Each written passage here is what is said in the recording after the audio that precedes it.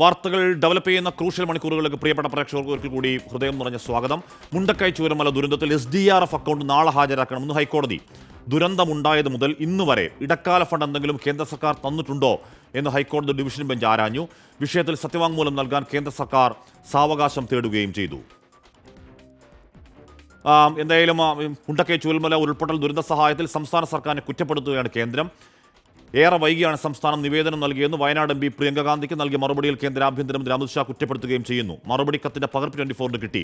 ദുരന്തങ്ങൾ രാഷ്ട്രീയമാകരുത് എന്നതായിരുന്നു പ്രിയങ്കയുടെ മറുപടി. വിവരങ്ങളുമായി ബൽറാം നെടുങ്ങാടിയും S ശ്രീകാന്തും ചേരുകയാണ്. ശ്രീകാന്തിലേക്ക് ആദ്യം. ശ്രീകാന്ത്, കോടതി ഇന്ന് കുറച്ചുകൂടി ആ കേസിന്റെ മെറിറ്റിലേക്ക് കടന്നു എന്ന് വേണം കരുതാൻ, അല്ലേ?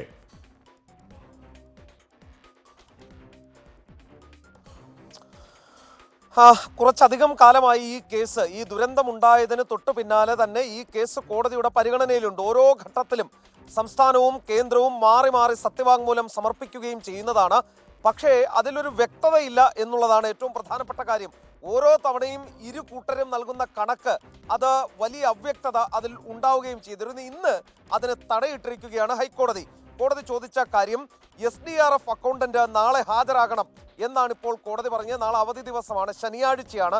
എന്നിട്ടും കോടതി സിറ്റിംഗ് വെച്ചിട്ടുണ്ട്. ഈ SDRF അക്കൗണ്ടന്റ് ഹാജരാകണം എന്നാണ് കോടതി അറിയിച്ചിട്ടുള്ളത്. ദുരന്തമുണ്ടായ സമയത്ത് SDRF അക്കൗണ്ടിൽ എത്ര തുകയുണ്ടായിരുന്നു അത് വ്യക്തമാക്കാൻ കോടതി പറഞ്ഞിട്ടുണ്ട്. ഈ എത്ര തുക ഉപയോഗപ്പെടുത്താൻ കഴിയും എന്നുള്ള കാര്യവും വ്യക്തമാക്കണം എന്നും ഹൈക്കോടതി ഇപ്പോൾ പറയുന്നു. ദുരന്തമുണ്ടായി ഇന്ന് വരെ ഇടക്കാല ഫണ്ടായി എന്തെങ്കിലും കേന്ദ്രം തന്നിട്ടുണ്ടോ? ആ ചോദ്യം കോടതിയിൽ നിന്നും വരുന്നു. ഇനി എത്രയാണ് കേന്ദ്ര സർക്കാർ തരേണ്ടത്? ആ ചോദ്യം സംസ്ഥാനത്തോടാണ്. ഇത് സംബന്ധിച്ച് വിശദമായ കാര്യങ്ങൾ അറിയിക്കാൻ സംസ്ഥാന ദുരന്ത നിവാരണ അതോറിറ്റിക്ക് കോടതി ഇപ്പോൾ നിർദ്ദേശം നൽകിയിരിക്കുന്നു. ജനങ്ങളെ പുനരധിവസിപ്പിക്കുകയാണ് പ്രധാനം. ഏതെങ്കിലും തരത്തിൽ ടെക്നിക്കൽ വാക്കുകൾ കൊണ്ട് അതും പറഞ്ഞുകൊണ്ടിരുന്നാൽ പോരാ, കൃത്യമായ വിവരങ്ങൾ നാളെ തന്നെ കിട്ടിയേ തീരൂ. SDRF അക്കൗണ്ട് ഓഫീസർ നേരിട്ട് ഹാജരായി തന്നെ ഇത് നൽകണം എന്നിപ്പോൾ ഹൈക്കോടതി വ്യക്തമാക്കുകയും ചെയ്യുന്നു. അതായത് ഇനി SDRFും NDRFും എന്ന പേരൊക്കെ പറഞ്ഞ് 2219 കോടിയുടെയും 248 കോടിയുടെയും ഒക്കെ കണക്ക് പറഞ്ഞുള്ള കളികൾ വേണ്ട.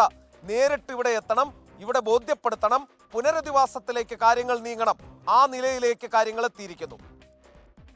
ഈ പറയുന്ന ഇത്തവണ പരിഗണിക്കുമ്പോൾ മറുപടി പറയാം എന്ന് കേന്ദ്രം പറഞ്ഞ കുറച്ച് കാര്യങ്ങൾ ഉണ്ടായിരുന്നു. അത് ഈ പറയുന്ന ഉന്നതതല സമിതി ചേരുന്നതുമായി ബന്ധപ്പെട്ടായിരുന്നു. അതിതീവ്ര ക്ലാസ്സിലേക്ക് ആ ഉരുൾപൊട്ടൽ ദുരന്തം എത്തുമോ എന്നുള്ളതിനെ കുറിച്ചായിരുന്നു. അതിനെക്കുറിച്ചൊക്കെ എന്തെങ്കിലുമൊക്കെ വ്യക്തത ഇന്ന് കേന്ദ്രം കോടതിയിൽ പറഞ്ഞോ? അതോ SDRFിലേക്ക് ഫണ്ട് നൽകുന്ന കാര്യം നേരത്തെ പറഞ്ഞിട്ടുള്ളതാണ്, അത് വയനാടുമായി നേരിട്ട് ബന്ധമുള്ള ഫണ്ടുമല്ല? ശ്രീകാന്ത്,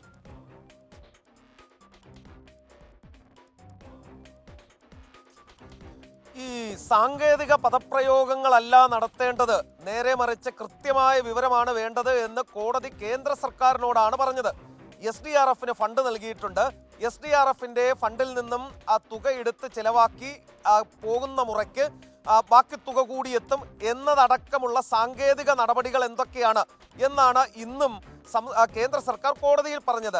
ആ ഘട്ടത്തിലാണ്, അതാണ് കോടതിയെ ചൊടിപ്പിക്കുകയും ഇത്തരം സാങ്കേതിക പദപ്രയോഗങ്ങളല്ല നടത്തേണ്ടതെന്നും നേരെ മറിച്ച് കൃത്യമായ വിവരം വേണ്ടതുണ്ട് എന്നും കോടതി പറഞ്ഞത്. തുടർന്നാണ് SDRFിന്റെ അക്കൗണ്ടന്റ് അക്കൗണ്ട് ഓഫീസർ നാളെ ഹാജരാകാൻ പറഞ്ഞതും. കേന്ദ്രത്തിന്റെ മറുപടിയിലും തൃപ്തരല്ല കോടതി. കേന്ദ്രത്തോട് ആവശ്യപ്പെട്ടിട്ടുള്ളത് ഈ എത്ര ഫണ്ട് നൽകി, ഇനി എത്ര കൊടുക്കും എന്ന കാര്യം കേന്ദ്രവും അറിയിക്കണം. അത് നാളെ തന്നെ അറിയിക്കണം എന്നാണ് ചൂണ്ടിക്കാണിച്ചിട്ടുള്ളത്. അതായത് എത്ര ഫണ്ട് നൽകി, ഇനി എത്ര നൽകും, അത് കേന്ദ്രം അറിയിക്കണം.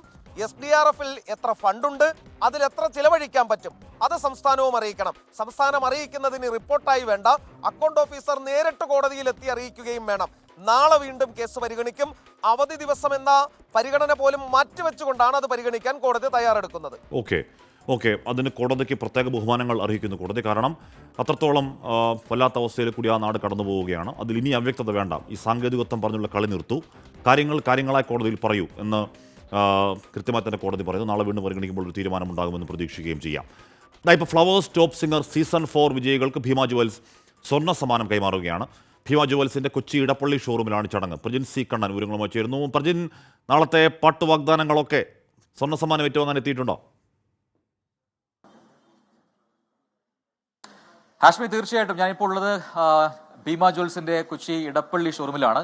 അവിടെയാണ് ഈ ചടങ്ങ് നടക്കാൻ പോകുന്നത്. നമുക്കറിയാം ഇതിനോടകം ഫ്ലവേഴ്സ് ടോപ്പ് സിംഗർ അത് ലോകമെമ്പാടുമുള്ള മലയാളികളുടെ സ്വന്തം പ്രോഗ്രാമായി മാറിയിട്ടുണ്ട്. നിരവധി പ്രതിഭകളെ വളർത്തിക്കൊണ്ടുപോകുന്ന ഒരു പ്ലാറ്റ്ഫോമായി ഇതിനോടകം ടോപ്പ് സിംഗർ മാറിയിട്ടുണ്ട്. സീസൺ 4 വിജയികൾക്കുള്ള സ്വർണ്ണ സമ്മാനം ഇവിടെ ഭീമ ജ്വൽസിന്റെ ഈ ഷോറൂമിൽ വെച്ച് ഇപ്പോൾ ഹാൻഡ് ഓവർ ചെയ്യുകയാണ്. അതാ എനിക്കൊപ്പം ഇവിടെ ഒഫീഷ്യൽസ് എല്ലാം തന്നെ ഉണ്ട്. ഭീമ ജ്വൽസിന്റെ marketing manager corporate mister Nishanth ഉണ്ട്. ഒപ്പം ഇവിടുത്തെ അതായത് ഇടപ്പള്ളി ഷോറൂമിന്റെ ഡിപ്പാർട്ട്മെന്റ് മാനേജർ ഹരികുമാർ ഉണ്ട്. Edappally branch manager Antony Manoj. ഈ 3 പേരുമാണ് നമ്മുടെ ഒപ്പം ഉള്ളത്. അപ്പം നേരത്തെ പറഞ്ഞതുപോലെ നമ്മുടെ പ്രതിഭകൾ അവർ ഭാവിയുടെ വാഗ്ദാനങ്ങളാണ്. നിരവധി പാട്ടുകളിലൂടെ ഇതിനോടകം തന്നെ മലയാളികളുടെ നെഞ്ചിൽ ഇടം നേടിയ 3 പേർ, അതായത് ഏറ്റവും പ്രധാനപ്പെട്ട വിന്നർ, ഒപ്പം ഫസ്റ്റ് റണ്ണറപ്പ്, സെക്കൻഡ് റണ്ണറപ്പ്, ഈ 3 പേരുടെ പേരുകൾ ഇതിനോടകം നമ്മുടെ ഫ്ലവേഴ്സിന്റെ പ്രേക്ഷകർക്ക്, 24ന്റെ പ്രേക്ഷകർക്ക്, പാട്ട് ഇഷ്ടപ്പെടുന്ന എല്ലാവർക്കും ഇതിനോടകം അറിയുന്നതാണ്. ആ 3 പേരും ഇവിടെ എത്തിയിട്ടുണ്ട്. നമുക്ക് ഓരോരുത്തരെ ആദ്യം വിളിക്കാം. ആദ്യം നമുക്ക് സെക്കൻഡ് റണ്ണറപ്പ് അബിൻ കൃഷ്ണ നമ്മുടെ ഒപ്പം ഉണ്ട്. അബിനുള്ള സമ്മാനമാണ് ആദ്യം ഹാൻഡ് ഓവർ ചെയ്യുന്നത്. 5 ലക്ഷം രൂപ വിലമതിക്കുന്ന സ്വർണമാണ് ഭീമ ജ്വൽസ് അബിന് നൽകുന്നത്. Okay, thank U. ഇനി നമുക്ക് ഫസ്റ്റ് റണ്ണപ്പിന് വിളിക്കാം.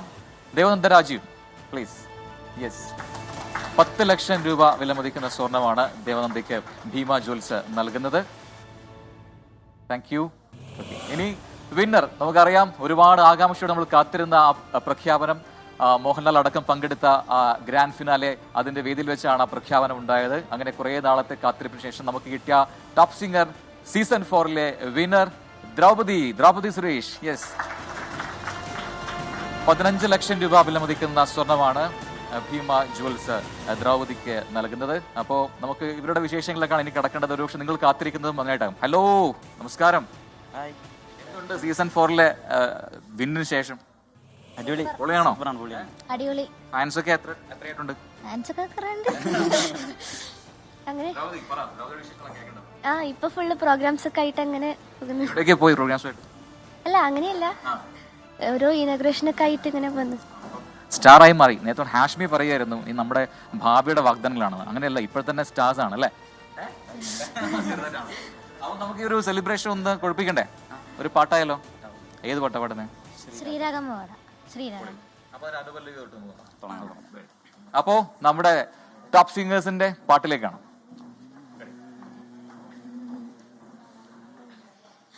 കോവിലിൽ പുലർവേളയിൽ ജയദേവഗീതാലാപനം കേവലാനന്ദാമൃത തിരയാഴിയിൽ നീരാടിനാം പുത്തിലങ്ങി ചോട്ടിൽ മലർമുത്തു കോർക്കാൻ പോകാം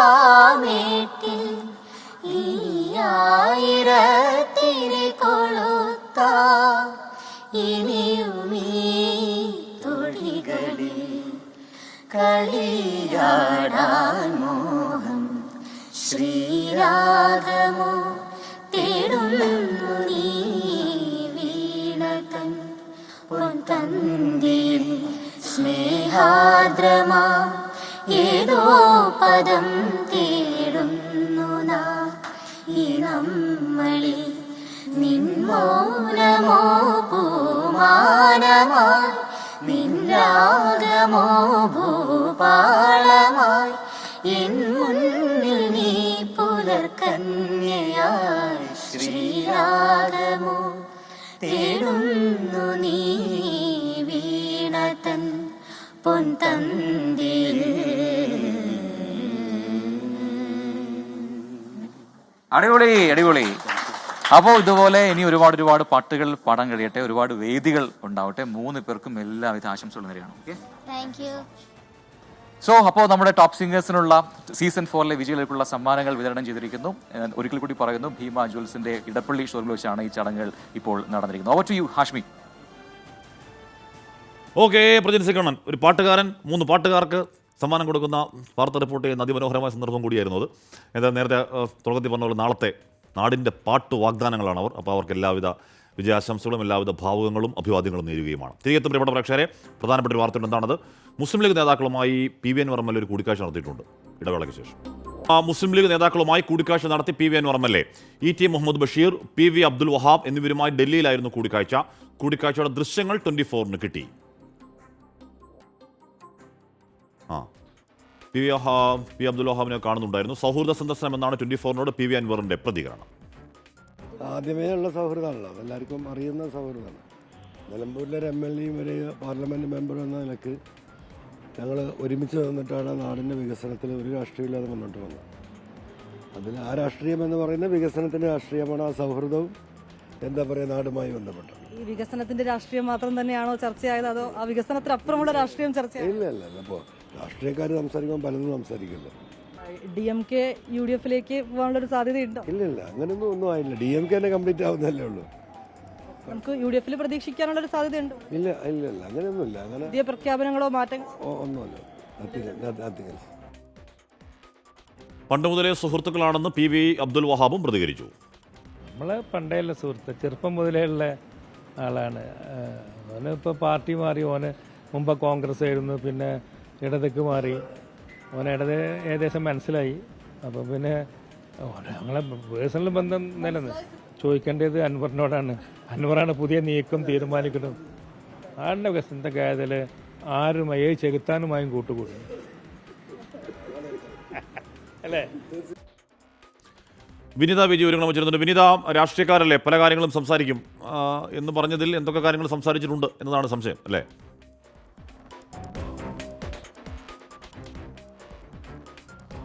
തീർച്ചയായും അങ്ങനെ തന്നെയാണ് ഹാഷ്മി. ഒപ്പം തന്നെ അതിൽ ഏറ്റവും പ്രധാനം ഈ ഇടതുമുന്നണി വിട്ട് പിന്നീട് ഡൽഹിയിലേക്ക് എത്തിയതിനു ശേഷമാണ് ഇപ്പോൾ ഈ ലീഗ് നേതാക്കളുമായി PV അൻവർ കൂടിക്കാഴ്ച നടത്തിയിരിക്കുന്നത്. ഒപ്പം തന്നെ UDF-ലേക്ക് പോയേക്കുമെന്ന ചില റിപ്പോർട്ടുകൾ കൂടിയുണ്ട്. ഇതിന്റെ കൂടി പശ്ചാത്തലത്തിലാണ് ഈ കൂടിക്കാഴ്ചയ്ക്ക് പ്രാധാന്യമേറുന്നത് എന്നുള്ളത് തന്നെയാണ്. ET മുഹമ്മദ് ബഷീർ, ഒപ്പം തന്നെ അബ്ദുൽ വഹാബ് തുടങ്ങിയവരുമായൊക്കെയാണ് കൂടിക്കാഴ്ച നടത്തിയത്. ഇന്നലെ KMCC-യുടെ പരിപാടിയിലും PV അൻവർ പങ്കെടുത്തിട്ടുണ്ടായിരുന്നു. ഇന്ന് രാവിലെയാണ് അബ്ദുൽ വഹാബിന്റെ വസതിയിലെത്തി അദ്ദേഹവുമായി കൂടിക്കാഴ്ച നടത്തിയിട്ടുണ്ടായിരുന്നത്. അതിൽ വിനിത വിജയ്, PV അൻവർ ചെയ്യുന്നുണ്ട്. PV അൻവർ PV അബ്ദുൽ വഹാബിനെ കണ്ട് താങ്കൾ സുഹൃത്താണ്. ET മുഹമ്മദ് ബഷീർ ഉണ്ടായിരുന്നു തോന്നുന്നു. മറ്റെന്തെങ്കിലും രാഷ്ട്രീയ താല്പര്യം ഉണ്ടായിരുന്നു ആ കൂടിക്കാഴ്ചയിൽ?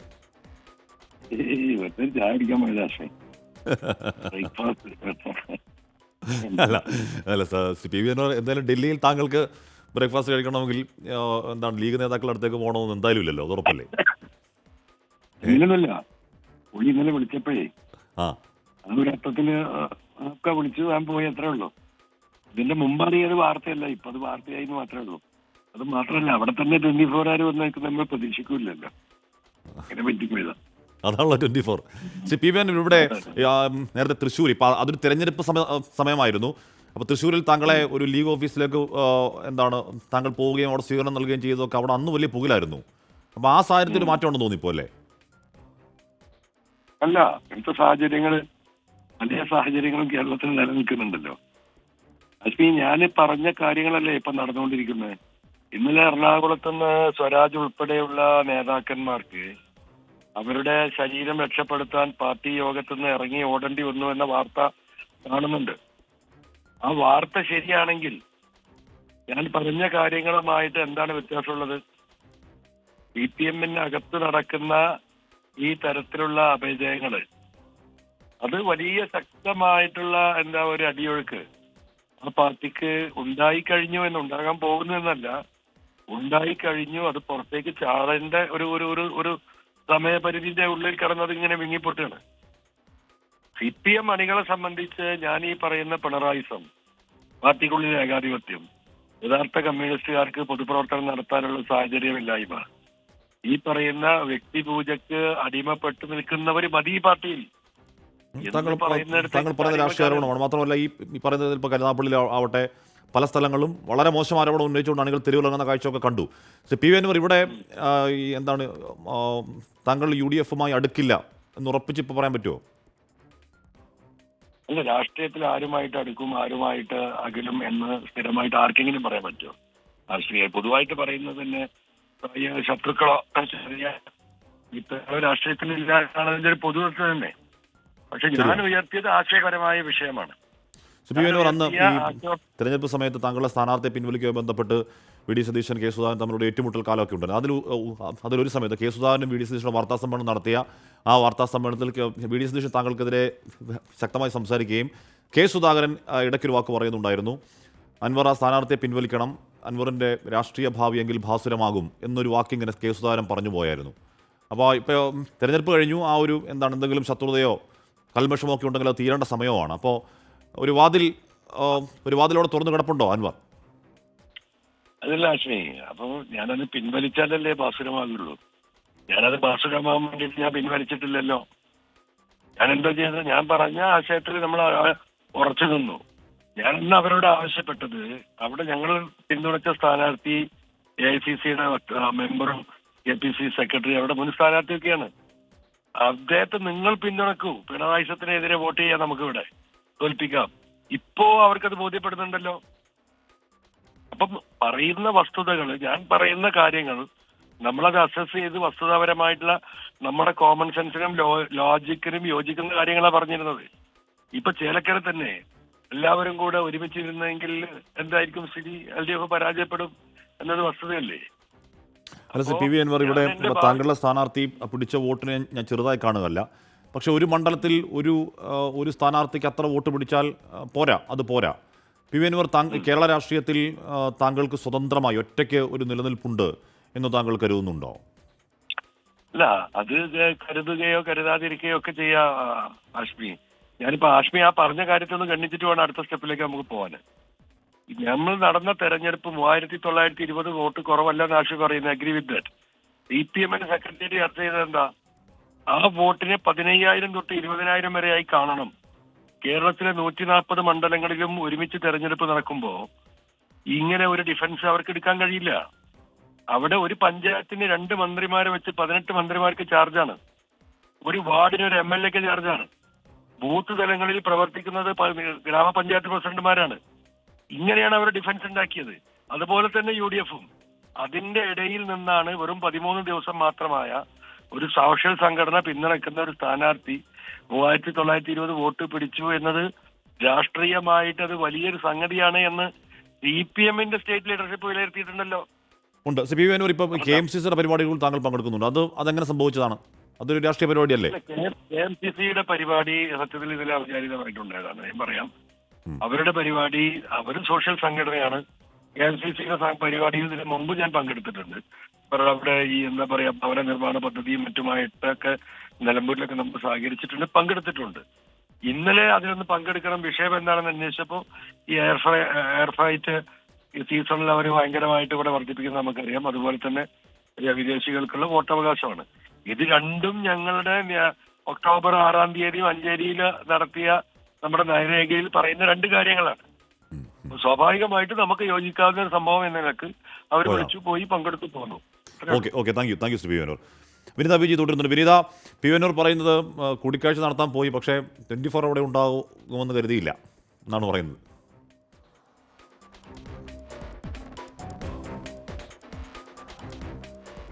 തീർച്ചയായും ഹാഷ്മി, ഹാഷ്മി സൂചിപ്പിച്ചതുപോലെ അതാണല്ലോ 24 എന്നുള്ളത് തന്നെയാണ് നമുക്കും മറുപടി നൽകാനുള്ളത്. എന്താണെങ്കിലും ഒരു കാര്യം ഉറപ്പാണ്, പുതിയ നീക്കങ്ങൾ ഉണ്ടാകില്ല എന്ന് ഇപ്പോഴും PV അൻവർ ഉറപ്പിച്ചു പറയുന്നില്ല. എന്താണെങ്കിലും UDFിലേക്ക് പോയേക്കുമെന്നുള്ള ചില റിപ്പോർട്ടുകളുടെ കൂടി പശ്ചാത്തലത്തിലുള്ള ഈ കൂടിക്കാഴ്ച, അതുകൊണ്ട് തന്നെയാണ് ഈ കൂടിക്കാഴ്ചയ്ക്ക് പ്രാധാന്യം അർഹിക്കുകയും ചെയ്യുന്നത്. ഈ KMCCയുടെ പരിപാടിയിലും പങ്കെടുത്തിട്ടുണ്ടായിരുന്നു. ഇന്നലെ വൈകിട്ടായിരുന്നു ഈ പരിപാടി നടന്നിട്ടുണ്ടായിരുന്നത്. അതിൽ PV അൻവർ നൽകുന്ന വിശദീകരണം, അവിചാരിതമായാണ് ആ പരിപാടിയിൽ പങ്കെടുത്തിട്ടുണ്ടായിരുന്നത്. ഒപ്പം തന്നെ തന്റെ പാർട്ടിയുടെ നയരേഖയും ഒക്കെയായി ബന്ധപ്പെട്ടുകൊണ്ടുള്ള ചില വിഷയങ്ങൾ ആ പരിപാടിയിൽ ഉണ്ടായിരുന്നു. അതുകൊണ്ടാണ് താൻ പങ്കെടുത്തതെന്നാണ് പറയുന്നത്.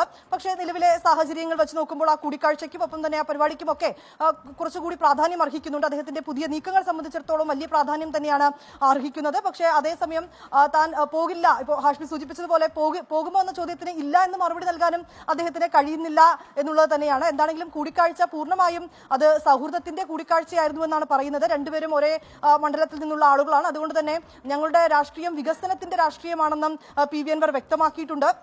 അതിൽ അബ്ദുൽ വഹാബ് പറഞ്ഞത് ഈ വികസനത്തിനായി ഏതു ചെകുത്താനുമായി താൻ കൂട്ടുകൂടും എന്നുള്ളതാണ്. വളരെ സൗഹൃദപരമായിട്ടായിരുന്നു അത്തരം ഒരു പ്രതികരണവും വന്നിട്ടുണ്ടായിരുന്നത്. എന്താണെങ്കിലും ഇന്ന് രാവിലെയോട് കൂടിയായിരുന്നു ഈ കൂടിക്കാഴ്ച നടന്നിട്ടുണ്ടായിരുന്നത്. ഓക്കെ വിനിത വിജയാണ് ആ വാർത്തയുടെ വിവരങ്ങൾ നൽകിയത്. എന്തായാലും നമ്മൾ ഈ പാലക്കാടൻ കാലത്ത് ഒരുപാട് കളമാറ്റങ്ങൾ കൂറുമാറ്റങ്ങളൊക്കെ കണ്ടു. അതിനുശേഷവും വളരെ ഞെട്ടിപ്പിക്കുന്ന രാഷ്ട്രീയ ചേരിമാറ്റങ്ങളൊക്കെ നമ്മളിപ്പോൾ കണ്ടുകൊണ്ടിരിക്കുകയാണ്. എന്തുമെന്തും സംഭവിക്കാം. എന്തായാലും പി വി അൻവർ UDF-ലേക്ക് ഒരിക്കലും പോവില്ല എന്ന് പറയാൻ കഴിയുമോ എന്ന ചോദ്യത്തിന് ഏതെങ്കിലും കാലത്ത് ഏതെങ്കിലും രാഷ്ട്രീയക്കാരൻ അങ്ങനെ പറയാൻ കഴിയുമോ എന്നൊരു ജനറൽ സ്റ്റേറ്റ്മെന്റ് ആണെങ്കിൽ കൂടിയും അത് വരും ദിവസങ്ങളിൽ കാത്തിരുന്ന് കാണേണ്ടതാണ്. തിരികെ എത്താം ചെറിയൊരു.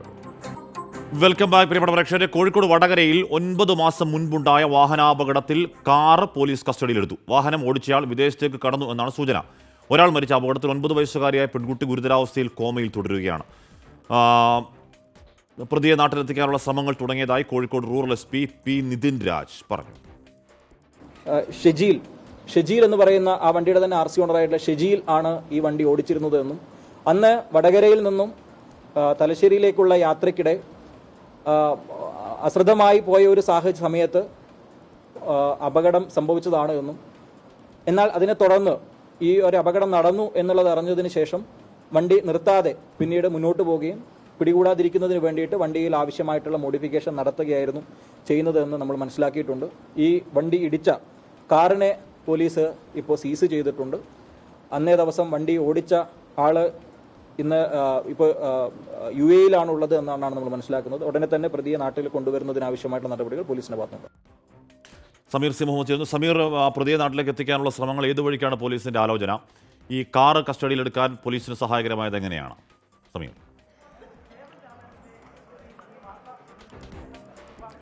ഹാഷ്മി, കഴിഞ്ഞ ഫെബ്രുവരി 17 രാത്രി 9 മണിയോട് കൂടിയാണ് റോഡ് മുറിച്ചു കിടക്കുകയായിരുന്ന മുത്തശ്ശി ബേബി എന്ന വ്യക്തിയും അതുപോലെ തന്നെ അവരുടെ കൊച്ചുമകളായിട്ടുള്ള 9 വയസ്സുകാരി ദൃശാനയും അപകടത്തിൽപ്പെട്ടത്. അതിൽ ബേബി മരണപ്പെടുകയും ഇപ്പോൾ വളരെ ഗുരുതരാവസ്ഥയിൽ തന്നെ ഈ ദൃശാന 9 വയസ്സുകാരി ഗുരുതരാവസ്ഥയിൽ ചികിത്സയിൽ കഴിയുന്ന ഒരു സാഹചര്യമാണ് ഉള്ളത്.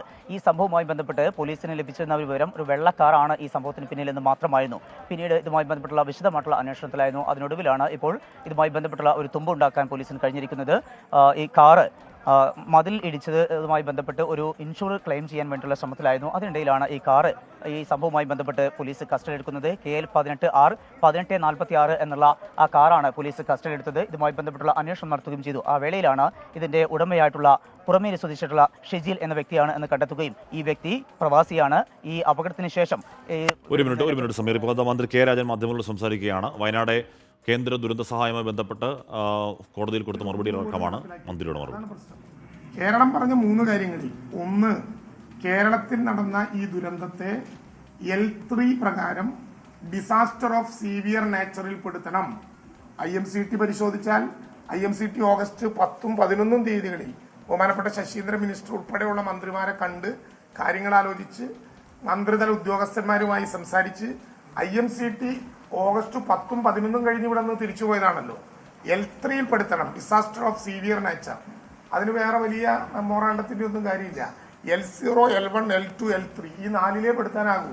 L0 ലോക്കൽ ദുരന്തം, L1 ഒരു ജില്ലയ്ക്കകത്ത് കൈകാര്യം ചെയ്യാവുന്ന ദുരന്തം, L2 ഒരു സംസ്ഥാനത്തിനകത്ത് കൈകാര്യം ചെയ്യാവുന്ന ദുരന്തം, L3 സംസ്ഥാനത്തിന് കൈകാര്യം ചെയ്യാവുന്നതിനേക്കാൾ ഉയർന്ന തലത്തിൽ രാജ്യതലത്തിൽ ഇടപെടേണ്ട ദുരന്തം. ആ L3 ആയി പ്രഖ്യാപിക്കണം എന്ന് പറഞ്ഞതിന് 4 മാസക്കാലമായിട്ടും ഒരു മറുപടിയില്ല.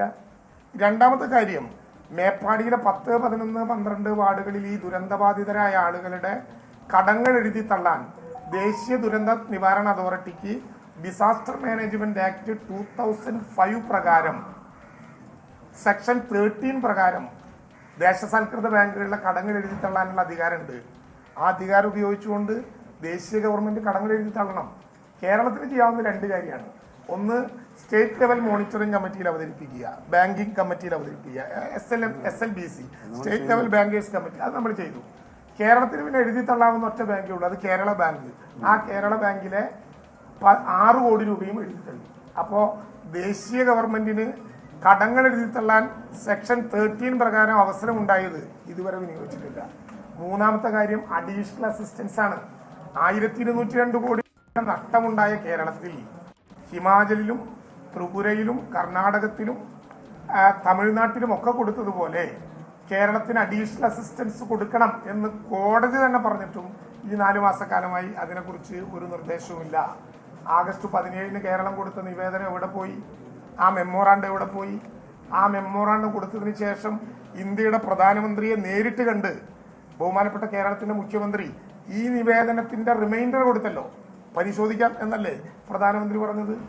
അതിനുശേഷം ദേശീയ ദുരന്ത നിവാരണ അതോറിറ്റി കേരളത്തിന് അയച്ച എല്ലാ കത്തിലും ആ കാര്യം പരിശോധിച്ചു വരികയാണ് എന്നാണ് പറഞ്ഞത്. അപ്പൊ അവിടെ ഒരു മെമ്മോറാണ്ടം ഉണ്ടല്ലോ. രണ്ടാമത് ഇവിടെ അഞ്ജുരാജ് ചോദിച്ചത് PD തന്നെയാണ്, പോസ്റ്റ് ഡിസാസ്റ്റർ നീഡ് അസസ്മെന്റ്. അത് ആവശ്യപ്പെട്ടതിന് ശേഷം കൊടുക്കാൻ പറ്റുള്ളൂ. അത് കൊടുക്കുമ്പോൾ സമഗ്രമായി വേണം. ഇനി പുനരുദ്ധരിക്കാനുള്ള വീടുകൾ, നിർമ്മാണം നടത്തേണ്ട ഭൂമി, അതിന് ചെലവാകുന്ന പണം, ഇവിടെ ഓരോ കാര്യത്തിലും ഇനി പുനർസൃഷ്ടിക്കാനുണ്ടാകുന്ന പണം, അതാണ് പോസ്റ്റ് ഡിസാസ്റ്റർ നീഡ് അസസ്മെന്റ്. അതിനെക്കുറിച്ചാണ് ഇപ്പോൾ പറയുന്നത്. ആദ്യം കൊടുത്ത നിവേദനത്തെക്കുറിച്ചും നിവേദനത്തിലെ 3 പ്രധാനപ്പെട്ട കേരളത്തിന്റെ ആവശ്യങ്ങളെക്കുറിച്ചും ഒന്നും പറയുന്നില്ല. കേന്ദ്ര ഗവൺമെന്റിൽ ഇപ്പോഴും നിങ്ങൾ പ്രതീക്ഷിക്കുന്നുണ്ടോ എന്ന ചോദ്യം പലരും ചോദിക്കുന്നു. ഇന്ത്യയിൽ ജീവിക്കുന്ന ഒരു പൗരന് ഇത് പ്രതീക്ഷിക്കാനുള്ള അവകാശം ഇല്ലേ എന്നുള്ളതാണ് ഞങ്ങളുടെ തിരിച്ചു ചോദ്യം. ഇന്ത്യയിൽ ജീവിക്കുന്ന ഒരു പൗരന് ഇത് പ്രതീക്ഷിക്കാനുള്ള അവകാശം ഇല്ലേ? അത് ഞങ്ങൾ പ്രതീക്ഷിക്കുന്നുണ്ടെന്ന തെറ്റ്, അത് ഞങ്ങൾ പ്രതീക്ഷിക്കുന്നു. പക്ഷേ ഈ വാർത്തകൾ നിരന്തരമായി കേൾക്കുന്നതിന്റെ ഭാഗമായി ചൂരൽമലയിൽ ദുരന്തത്തിന്റെ ഭാഗമായി ഒറ്റപ്പെട്ടു പോയി എന്ന് പേടിക്കുന്ന ദുരന്ത ബാധിതരായ ആളുകളോട് ഞങ്ങൾ പറയട്ടെ, ഇനി ഒന്നും തന്നില്ലെങ്കിലും അവസാനത്തെ ദുരന്ത ബാധിതരെ കൂടി കേരളത്തിലെ ഓഗസ്റ്റ് 15 മെമ്മോറാണ്ടം സമർപ്പിച്ചതാണ് പ്രാഥമിക കണക്ക്. പിന്നെ ഈ പറയുന്ന 2200 ചില്ലുവാനം കൂടെ കണക്ക് അത് ഡീറ്റെയിൽ മാത്രം സമർപ്പിക്കാൻ കഴിയുന്നതാണ്. മെമ്മോറാണ്ടം ഒക്കെ എവിടെയാണ് എന്ന് ചോദിക്കുന്നു.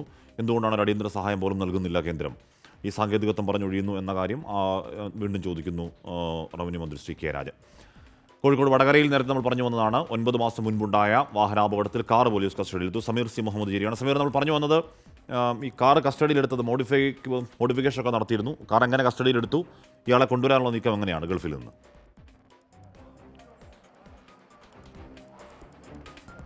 ഹാഷ്മി, ഒരു തുമ്പും ഇല്ലാതിരുന്ന ഒരു കേസാണ് വളരെ വലിയ ഒരു വഴിത്തിരിവിലേക്ക് എത്തിയിരിക്കുന്നത്. ഈ കേസ് 9 മാസത്തോളമായി പോലീസ് അന്വേഷണത്തിലായിരുന്നു. പക്ഷേ എങ്ങും എത്താൻ കഴിഞ്ഞില്ല. ഇതുമായി ബന്ധപ്പെട്ട് ആകെ ലഭിച്ചത് ഒരു വെള്ളക്കാറാണ് എന്നുള്ള ഒരു മൊഴി മാത്രമായിരുന്നു. ഒരു ഓട്ടോ ഡ്രൈവർ നൽകിയ ഒരു മൊഴി മാത്രമായിരുന്നു പോലീസിന്റെ കൈവശമുണ്ടായിരുന്നത്. അതുമായി ബന്ധപ്പെട്ട് വിവിധ ഇടങ്ങളിൽ പരിശോധന നടത്തിയെങ്കിലും അവർക്ക് ഒരു വിധത്തിനുള്ള ഇതുമായി ബന്ധപ്പെട്ട ഒരു മുന്നോട്ട് പോകാനുള്ള ഒരു സാധ്യതയും ഇല്ലാത്ത ഒരു ഘട്ടത്തിലായിരുന്നു. പിന്നീടാണ് ഇതുമായി ബന്ധപ്പെട്ട് ക്രൈംബ്രാഞ്ച് ഡിവൈഎസ്പിയുടെ നേതൃത്വത്തിലുള്ള പ്രത്യേക അന്വേഷണ സംഘത്തിൽ ഉപയോഗിക്കുകയും വിശദമായിട്ടുള്ള അന്വേഷണത്തിലേക്ക് കോഴിക്കോട് റൂറൽ SP കടക്കുകയും ചെയ്തത്. അതിലാണ് ഇൻഷൂർ ചെയ്യാൻ വേണ്ടി ഒരു കാർ ഇതുമായി ബന്ധപ്പെട്ട് മതിൽ ഇടിച്ചു എന്ന് കാണിച്ചുകൊണ്ട് ഇൻഷൂർ ക്ലെയിം ചെയ്യാൻ വേണ്ടിയുള്ള ഒരു ശ്രമം ഈ കാർ നടത്തിയത്. ആ വേളയിലാണ് അതുമായി ബന്ധപ്പെട്ടുള്ള വിശദാംശങ്ങൾ തേടുകയും പിന്നീട് ഈ KL 18R 1846 എന്നുള്ള കാർ പോലീസ് കസ്റ്റഡി എടുക്കുകയും ചെയ്തത്. അതുമായി ബന്ധപ്പെട്ടുള്ള ചോദ്യം ചെയ്യലാണ് അതിന്റെ ഉടമയായിട്ടുള്ള പുറമേരി സ്വദേശിയായിട്ടുള്ള ഷെജീൽ വിദേശത്തേക്ക് കടന്നു എന്നുള്ള കാര്യം പോലീസിന് ലഭ്യമായത്. ഈ സംഭവവുമായി ബന്ധപ്പെട്ട് ഈ കുടുംബാംഗങ്ങളുടെ വിവരങ്ങൾ കൂടി പോലീസ് തേടിയിരുന്നു. ഷെജീൽ, അതുപോലെ തന്നെ ഭാര്യ, 2 കുട്ടികൾ, അവരാണ് ഈ കാറിൽ സഞ്ചരിച്ചിരുന്നത്. വടകരയിൽ നിന്ന് തലശ്ശേരിയിലേക്ക് പോവുകയായിരുന്നു. അതിനിടയിൽ പിൻ സീറ്റിലായിരുന്നു കുട്ടികൾ ഉണ്ടായിരുന്നത്. ആ കുട്ടികൾ മുൻ സീറ്റിലിരിക്കാനുള്ള ശ്രമങ്ങൾ നടത്തി. അതിനിടയിലാണ് നിയന്ത്രണം വിടുകയും ഷെജീലിന് നിയന്ത്രണം വിടുകയും അങ്ങനെ ബേബി എന്ന 62-കാരിയുടെ മരണത്തിനും ഒപ്പം തന്നെ അവരുടെ കൊച്ചുമകളായിട്ടുള്ള ദൃഷാന എന്ന 9 വയസ്സുകാരി കോമ സ്റ്റേജിലാകുന്ന അബോധാവസ്ഥയിലായിക്കൊണ്ട് ചികിത്സ തേടുന്ന ആ ഒരു ഘട്ടത്തിലേക്ക് എത്തുകയും ചെയ്തത്. ആ സംഭവവുമായി ബന്ധപ്പെട്ട് കുടുംബത്തിന്റെ കൂടി മൊഴിയെടുത്ത ശേഷമാണ് ഈ പോലീസ് കാർ കസ്റ്റഡിയിലെടുക്കുകയും തുടർ നടപടിയിലേക്ക് നീങ്ങുകയും ചെയ്തിരിക്കുന്നത്. UAE-യിലാണ് ഇപ്പോൾ പ്രതിയുള്ളത്. പ്രതിയെ നാട്ടിലെത്തിക്കാനുള്ള ശ്രമങ്ങൾ പോലീസ് ആരംഭിച്ചിട്ടുണ്ട്. 2 ആഴ്ചക്കകം തന്നെ പ്രതിയെ നാട്ടിലെത്തിക്കാൻ കഴിയുമെന്നാണ് Kozhikode rural SP Nithin Raj IPS വ്യക്തമാക്കുന്നത്. ഏറ്റവും പ്രധാനപ്പെട്ട ഒരു കാര്യം, ഇത്രയേറെ നാളായിക്കൊണ്ട് കുഞ്ഞ് അതീവ ഗുരുതരാവസ്ഥയിൽ കഴിയുന്നു, കോമ സ്റ്റേജിലാണ്. ഇതുവരെ ഇതിന്റെ ഇൻഷുറൻസ്, അതായത് ചികിത്സാ ചെലവ് ഉൾപ്പെടെയുള്ള കാര്യങ്ങൾ വലിയ ഒരു അനിശ്ചിതത്വം ഉണ്ടായിരുന്നു. പക്ഷേ ഇപ്പോൾ വാഹനം കസ്റ്റഡിയിലെടുക്കാൻ കഴിഞ്ഞതുകൊണ്ട് തന്നെ അതിന്റെ ഇൻഷുറൻസ് ക്ലെയിം ചെയ്യാനുള്ള നടപടി ഉൾപ്പെടെ വേഗത്തിൽ സാധ്യമാകുമെന്നാണ് പോലീസിൽ നിന്ന് നമുക്ക് ലഭ്യമാകുന്ന വിവരം. ഹാഷ്മി, ഓക്കെ. അപകടത്തിൽ പരിക്കേറ്റ 9 വയസ്സുകാരി കുഞ്ഞാണ്. അതിപ്പോഴും കോമ സ്റ്റേജിൽ തുടരുന്ന ദൃശ്യങ്ങൾ കാണുന്നത് സങ്കടകരമാണ്. എന്തായാലും അത് മുന്നോട്ടുള്ള വ്യവഹാര വഴിയിൽ ഈ വണ്ടി കണ്ടെടുക്കൽ ഏറ്റവും നിർണായകമാകും, അത്രത്തോളം നല്ലത്. രാജ്യസഭയിൽ കോൺഗ്രസ് MP അഭിഷേക് മനു സിംഗ്വിയുടെ സീറ്റിന്റെ ചുവട്ടിൽ നിന്നും പണം കണ്ടെത്തിയതിൽ വിവാദം. പതിവ് പരിശോധനയിൽ സുരക്ഷാ ഉദ്യോഗസ്ഥരാണ് 500 രൂപ നോട്ടുകൾ കണ്ടെത്തിയത്. സംഭവത്തിൽ രാജ്യസഭാ അധ്യക്ഷൻ ജഗ്ദീപ് സിംഗ് ധൻഖർ അന്വേഷണം പ്രഖ്യാപിച്ചു. സംഭവത്തെക്കുറിച്ച് അറിയില്ലെന്ന് അഭിഷേക് മനു സിംഗ്വി പ്രതികരിച്ചു. വിവരങ്ങളുമായി ബൽറാം നെടുങ്ങാട് ചേരുന്നു. ബൽറാം, എന്താണ് സംഭവം? ഹഷ്മി, വ്യത്യസ്തമായ ഒരു ആരോപണം അല്ലെങ്കിൽ ഒരു അറിയിപ്പാണ് ഇന്ന് രാജ്യസഭാ അധ്യക്ഷൻ ജഗ്ദീപ് ധൻഖർ രാജ്യസഭയിൽ നടത്തിയത്. രാജ്യസഭയിൽ കഴിഞ്ഞ ദിവസം വൈകിട്ട് എല്ലാ അംഗങ്ങളും മടങ്ങിയ ശേഷം പതിവ് സുരക്ഷാ പരിശോധന നടത്തുന്നതിനിടെ അഭിഷേക് സിംഗ്വി ഇരിക്കുന്ന സീറ്റിന് താഴെ നിന്നും 500 രൂപയുടെ ഒരു കെട്ട് കണ്ടെത്തി എന്നാണ് അദ്ദേഹം സഭയെ അറിയിച്ചത്. ഇത് സഭയെ അറിയിക്കേണ്ടത് തന്റെ ഉത്തരവാദിത്തമാണ് എന്നും അദ്ദേഹം വ്യക്തമാക്കി.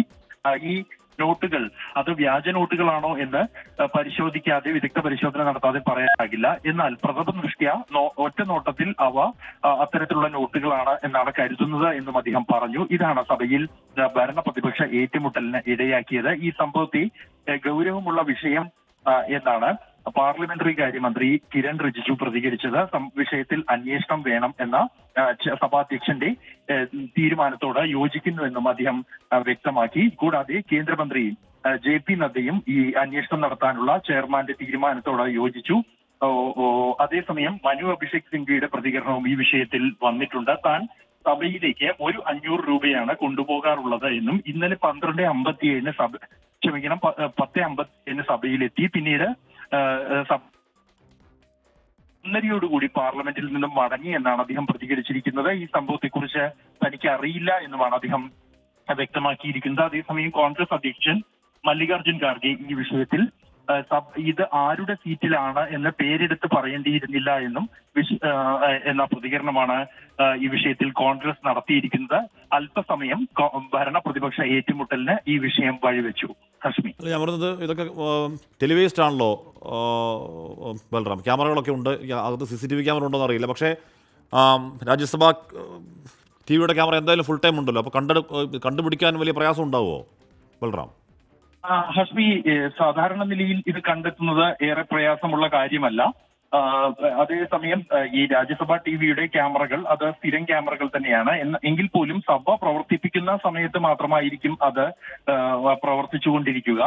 മറ്റ് സമയങ്ങളിൽ അതിൽ ഈ ദൃശ്യങ്ങൾ അല്ലെങ്കിൽ നോട്ടുകെട്ടുകൾ വീഴുന്നതോ ആരെങ്കിലും അവിടെ ഉപേക്ഷിക്കുന്നതോ ആയ ദൃശ്യങ്ങൾ ഉണ്ടോ എന്ന് വ്യക്തമല്ല. വിഷയത്തിൽ ഗൗരവമുള്ള വിഷയമെന്നും ഇക്കാര്യത്തിൽ വിശദമായ അന്വേഷണം നടത്തും എന്നുമാണ് സഭാധ്യക്ഷൻ ജഗ്ദീപ് ധങ്കർ അറിയിച്ചിരിക്കുന്നത്. അതേസമയം ഇത്തരത്തിൽ സഭയിൽ നോട്ടുകെട്ട് കൊണ്ടുവരുന്നതിനെതിരെ കടുത്ത വിമർശനമാണ് BJP അംഗങ്ങൾ ഉന്നയിച്ചിരിക്കുന്നത്. ഗൗരവമായ അന്വേഷണം സഭയിൽ നോട്ടുകെട്ടുകൾ കൊണ്ടുപോകുന്നതിൽ വേണം എന്നാണ് കിരൺ റിജിജു ആവശ്യപ്പെട്ടിരിക്കുന്നത്. അംഗങ്ങൾ ഉന്നയിക്കുന്ന ആശങ്കകൾ അതിന്റെ യാഥാർത്ഥ്യമാണെന്ന് തിരിച്ചറിഞ്ഞ്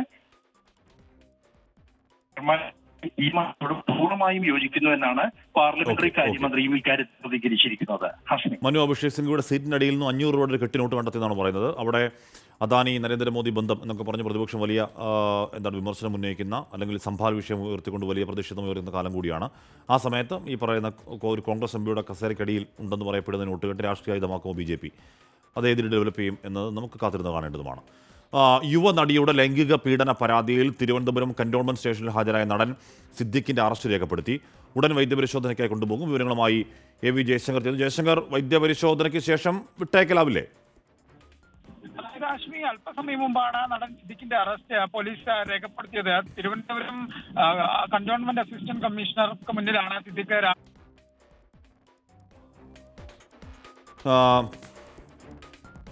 അവിടെ എന്താണ് യുവനടിയുടെ ലൈംഗിക പീഡന പരാതിയിലാണ് തിരുവനന്തപുരം കന്റോൺമെന്റ് സ്റ്റേഷനിൽ ഹാജരായ നടൻ സിദ്ദിഖിന്റെ അറസ്റ്റ് രേഖപ്പെടുത്തിയത്. ഉടൻ വൈദ്യപരിശോധനയ്ക്കായി കൊണ്ടുപോവുകയാണ് സിദ്ദിഖിനെ. മുൻകൂർ ജാമ്യം ഉള്ളത് കാരണം നടൻ സിദ്ദിഖ് എന്തായാലും വൈദ്യപരിശോധനയ്ക്ക് ശേഷം പോലീസ് പോകാൻ അനുവദിക്കലാകണം. AV ജയശങ്കർ, അങ്ങനെയല്ലേ?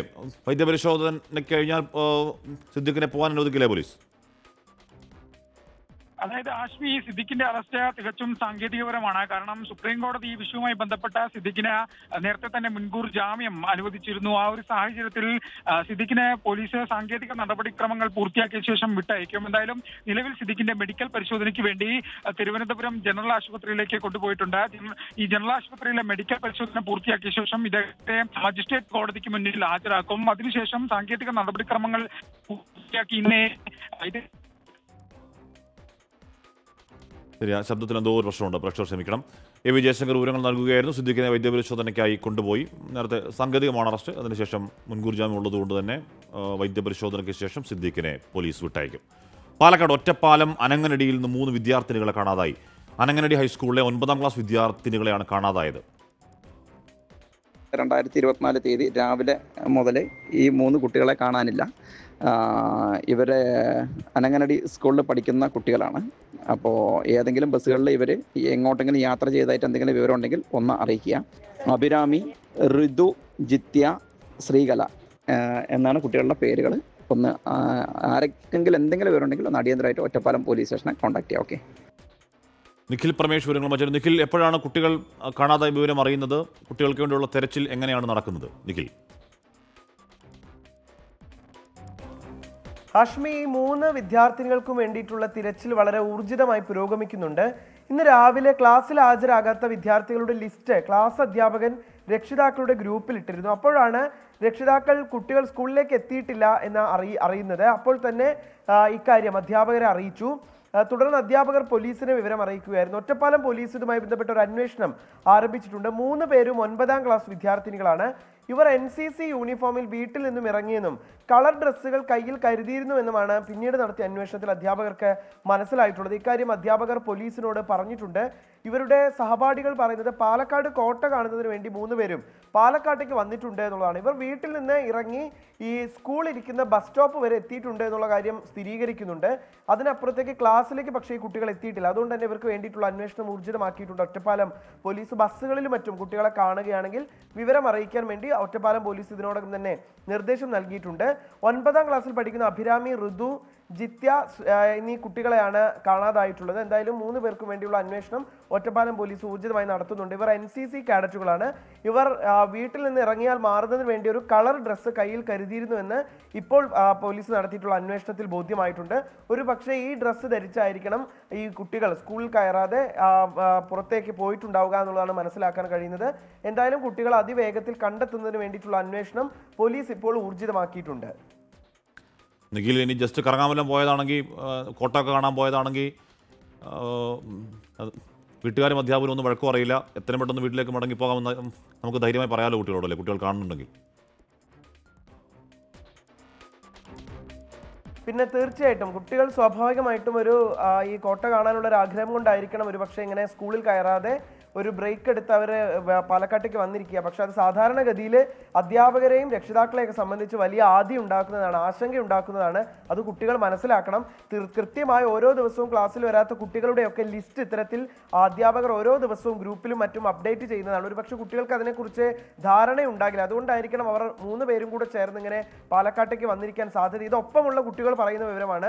അവരുടെ സഹപാഠികളായിട്ടുള്ള വിദ്യാർത്ഥികളാണ് ഇത്തരത്തിലുള്ള ഒരു കാര്യം പറയുന്നത്. അവർ പാലക്കാട്ടേക്ക് പാലക്കാട് കോട്ട കാണാൻ വേണ്ടി വീട്ടിൽ നിന്ന് ഇറങ്ങിയെന്ന് കുട്ടികൾ സഹപാഠികൾ പറയുന്നത് ഇതിന്റെ അടിസ്ഥാനത്തിലാണ്. അക്കാര്യത്തിൽ പോലീസിന് വ്യക്തതയില്ല. എന്തായാലും പോലീസ് കുട്ടികളെ കണ്ടെത്തുന്നതിന് വേണ്ടിയിട്ടുള്ള അന്വേഷണം ഇതിനോടകം തന്നെ ഊർജിതമാക്കിയിട്ടുണ്ട്. ഒറ്റപ്പാലം പോലീസിന്റെ നമ്പറിലേക്കാണ് എന്തെങ്കിലും വിവരം ഇതുമായി ബന്ധപ്പെട്ട് കുട്ടികളുമായി ബന്ധപ്പെട്ട് ലഭ്യമാവുകയാണെങ്കിൽ അറിയിക്കേണ്ടത് 9497980621 എന്ന ഒറ്റപ്പാലം SIയുടെ നമ്പറിൽ ബന്ധപ്പെട്ട് ഈ വിവരം അറിയിക്കണം എന്നുള്ളതാണ് പോലീസ് അറിയിക്കുന്നത്. എന്തായാലും എത്രയും വേഗം കുട്ടികളെ കണ്ടെത്താൻ കഴിയുമെന്നുള്ളൊരു പ്രതീക്ഷയിലാണ് പോലീസ്. അങ്ങനെ വിചാരിക്കാൻ വേണ്ടി കോട്ട കാണാൻ വേണ്ടി ഇറങ്ങിയതാണെങ്കിൽ, അല്ലെങ്കിൽ ജസ്റ്റ് ഒന്ന് കറങ്ങാൻ വേണ്ടി ക്ലാസ് കെട്ടിയാന്നൊക്കെ പറയുന്നത് പണ്ടേ ഉള്ളതാണ്. ഇപ്പോഴത്തെ ഭീകരം പ്രശ്നമാവുന്നത്. പോട്ടെ, അങ്ങനെ വല്ലതും കറങ്ങാൻ ഇറങ്ങിയാണെന്നുണ്ടെങ്കിൽ പ്രിയപ്പെട്ട കുഞ്ഞുങ്ങളെ വീട്ടുകാർ ഭയങ്കര ആശങ്കയിലാണ്. അവർ നിങ്ങളെ വഴക്കോ പറയോ കളിയാക്കോ ഒന്നുമില്ല. എന്നെ കേൾക്കുന്നുണ്ടെങ്കിൽ പെട്ടെന്ന് വീട്ടിലോട്ട് പോവുക, അത്രേ ഉള്ളൂ. കൊല്ലത്ത് ഭാര്യയെ നടുറോഡിൽ പെട്രോൾ ഒഴിച്ച് കൊലപ്പെടുത്തിയ സംഭവത്തിൽ ഭാര്യ അനിലയുടെ സുഹൃത്ത് ഹനീഷ് മർദ്ദിച്ചിട്ടുണ്ടെന്ന് പ്രതി പത്മരാജന്റെ മൊഴി. സംഭവം നടക്കുന്നതിന് 2 ദിവസം മുൻപ് ഹനീഷുമായി വഴക്കുണ്ടായി. ഭാര്യയുടെ മുന്നിൽ വെച്ച് തന്നെ മർദ്ദിച്ചു എന്നാണ് പത്മരാജന്റെ മൊഴി. MG പ്രതീഷ് വിവരങ്ങൾ വെച്ചിരുന്നു. പ്രതീക്ഷ, മൊഴിയുടെ വിശദാംശങ്ങൾ എന്താണ്?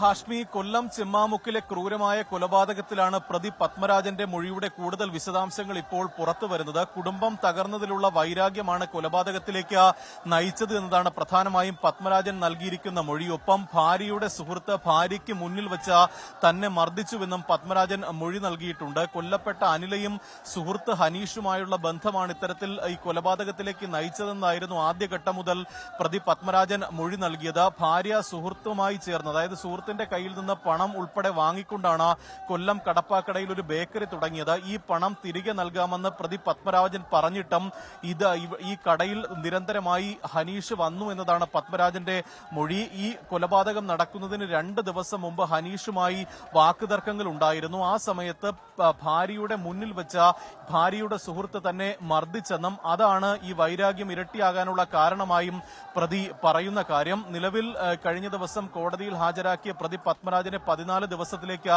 റിമാൻഡ് ചെയ്തിട്ടുണ്ട്. പ്രതിയെ കസ്റ്റഡിയിൽ വാങ്ങാനുള്ള അപേക്ഷയും പോലീസ് ഇതിനോടകം തന്നെ നൽകിയിട്ടുണ്ട്. ഈ കസ്റ്റഡിയിൽ വാങ്ങിയ ശേഷമായിരിക്കും വിശദമായി ചോദ്യം ചെയ്യുക. അതിനുശേഷം ഈ സുഹൃത്തിന് ഏതെങ്കിലും തരത്തിൽ സാമ്പത്തിക ഇടപാട് സുഹൃത്തുമായി ഉണ്ടോ എന്നതടക്കമുള്ള കാര്യങ്ങളും പോലീസ് പരിശോധിക്കും. അതിനുശേഷമായിരിക്കും മറ്റെന്തെങ്കിലും തരത്തിൽ നടപടികൾ ആവശ്യമാണോ എന്ന് പോലീസ് തീരുമാനിക്കുക. ഹാഷ്മി. ഓക്കെ, ആ കൊലപാതകത്തിലേക്ക് നയിച്ചതിന് ഉൾപ്പിരിവുകൾ എന്തൊക്കെയാണ് എന്ന് പോലീസ് ഇപ്പോൾ പരിശോധിക്കുകയാണ്. അതിന്റെ ഭാഗമായാണ് മൊഴിയെടുപ്പ്. കൂടുതൽ പരിശോധനകളിലേക്ക് പോലീസ് കടക്കുകയുമാണ്. കൈക്കൂലി വാങ്ങുന്നതിനിടെ ഹെൽത്ത് ഇൻസ്പെക്ടർ അടക്കം 3 പേർ വിജിലൻസ് പിടിയിൽ. കൊച്ചി പള്ളുരുത്തി സോണൽ ഓഫീസറെ ഹെൽത്ത് ഇൻസ്പെക്ടർ മധു ഉൾപ്പെടെയുള്ളവരാണ് പിടിയിലായത്. മൊബൈൽ ഗോഡൌണിന് വേണ്ടി 10,000 രൂപ കൈക്കൂലി വാങ്ങുന്നതിനിടയിലാണ് പിടിയിലായത്. എസ് ശ്യാംകുമാർ വിവരങ്ങൾ വരുത്തുന്നു. ശ്യാം, കൈക്കൂലി കൊടുത്തയാൾ കൃത്യമായി വിജിലൻസിനെ അറിയിച്ച് എന്താണ് ലോക്ക് ചെയ്യുകയായിരുന്നോ? ശ്യാം. ഹാഷ്മി, ഈ മധു എന്ന് പറയുന്ന ഉദ്യോഗസ്ഥൻ ഈ ലൈസൻസ് കൊടുക്കുന്നതിന് ഇയാൾ ഹെൽത്ത് ഇൻസ്പെക്ടറാണ്. 50,000 രൂപയാണ് ഈ ലൈസൻസിന് അപേക്ഷിച്ച ആളുകൾ ചോദിച്ചത്. ഇതോടെയാണ് പരാതിക്കാരൻ വിജിലൻസിനെ സമീപിക്കുന്നത്. ആദ്യഘട്ടം എന്ന നിലയിൽ 10,000 രൂപ തരാം എന്നാണ് അറിയിച്ചത്. വിജിലൻസ് നൽകിയ ഈ പണവുമായി ഇന്ന് രാവിലെ കൃത്യം 10 മണിക്ക് തന്നെ കൈക്കൂലി വാങ്ങാനായി ആർ മധു എന്ന് പറയുന്ന ഈ ഹെൽത്ത് ഇൻസ്പെക്ടർ പള്ളുരുത്തിയിലെ ഓഫീസിൽ എത്തിയിരുന്നു. അവിടെ കൈക്കൂലി കൊടുത്തതിന് പിന്നാലെയാണ് വിജിലൻസ് സംഘം പ്രതിയെ കസ്റ്റഡിയിലെടുത്തത്. ജൂനിയർ ഹെൽത്ത് ഇൻസ്പെക്ടർമാരെ ഉൾപ്പെടെ വിജിലൻസ് കസ്റ്റഡിയിലെടുത്തിട്ടുണ്ട്. ഒരാളുടെ അറസ്റ്റാണ് രേഖപ്പെടുത്തിയിരിക്കുന്നത്. കൈക്കൂലി വാങ്ങുന്നതിനും വീതം പങ്കുവെക്കുന്നതിനും കൂട്ടുനിന്നതിനാണ് മറ്റു 2 പേരെ കൂടി കസ്റ്റഡിയിലെടുത്തിരിക്കുന്നത്. ഇവരെയും ചോദ്യം ചെയ്യുമെന്ന് വിജിലൻസ് അറിയിച്ചിട്ടുണ്ട്. ഏതായാലും പ്രതികളെ ഇന്ന് മൂവാറ്റുപുഴ വിജിലൻസ് കോടതിയിൽ ഹാജരാക്കുമെന്നുള്ളതാണ് വിജിലൻസ് SP പറഞ്ഞിരിക്കുന്നത്. ഓക്കെ, ശ്യാംകുമാറാണ് ആ വാർത്തയുടെ വിവരങ്ങൾ നൽകിയത്. ഇപ്പോൾ KSCB ഓഫീസിലേക്ക് തള്ളിക്കയറാൻ യൂത്ത് കോൺഗ്രസ് പ്രവർത്തകരുടെ പ്രതിഷേധം കൊല്ലത്തുണ്ട്. ലോക്സഭയിൽ ഈ പറയുന്ന സോറോസ് ബന്ധം ആരോപിക്കുകയാണ് നിഷികാന്ത് ദുബെ. അതാണ് അവിടെ ഭരണപക്ഷത്തിൻ്റെ ആരോപണം. KM മാണിക്കെതിരെ നിയമസഭയ്ക്ക് പുറത്തെ പ്രതിഷേധത്തിൽ AR റഹീം MP, M സ്വരാജ് എന്നിവരെ വെറുതെ വിട്ടു എന്ന വാർത്തയും ഇപ്പോൾ വരുന്നുണ്ട്. നേരത്തെ പറഞ്ഞ വൈദ്യുതി നിരക്ക് വർധനയിൽ പ്രതിഷേധിച്ച് കൊല്ലത്ത് KSCB ഓഫീസിലേക്കാണ് യൂത്ത് കോൺഗ്രസിൻ്റെ പ്രതിഷേധം.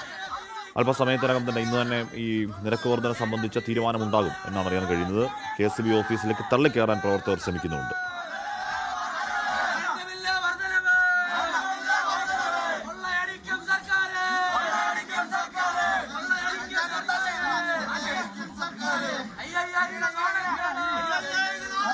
MG പ്രതീഷ് വിവരങ്ങൾ ചേർന്ന്. പ്രതീഷ്, ഓഫീസിനുള്ളിലേക്ക് കടക്കാനാണോ യൂത്ത് കോൺഗ്രസ് പ്രവർത്തകരുടെ ശ്രമം?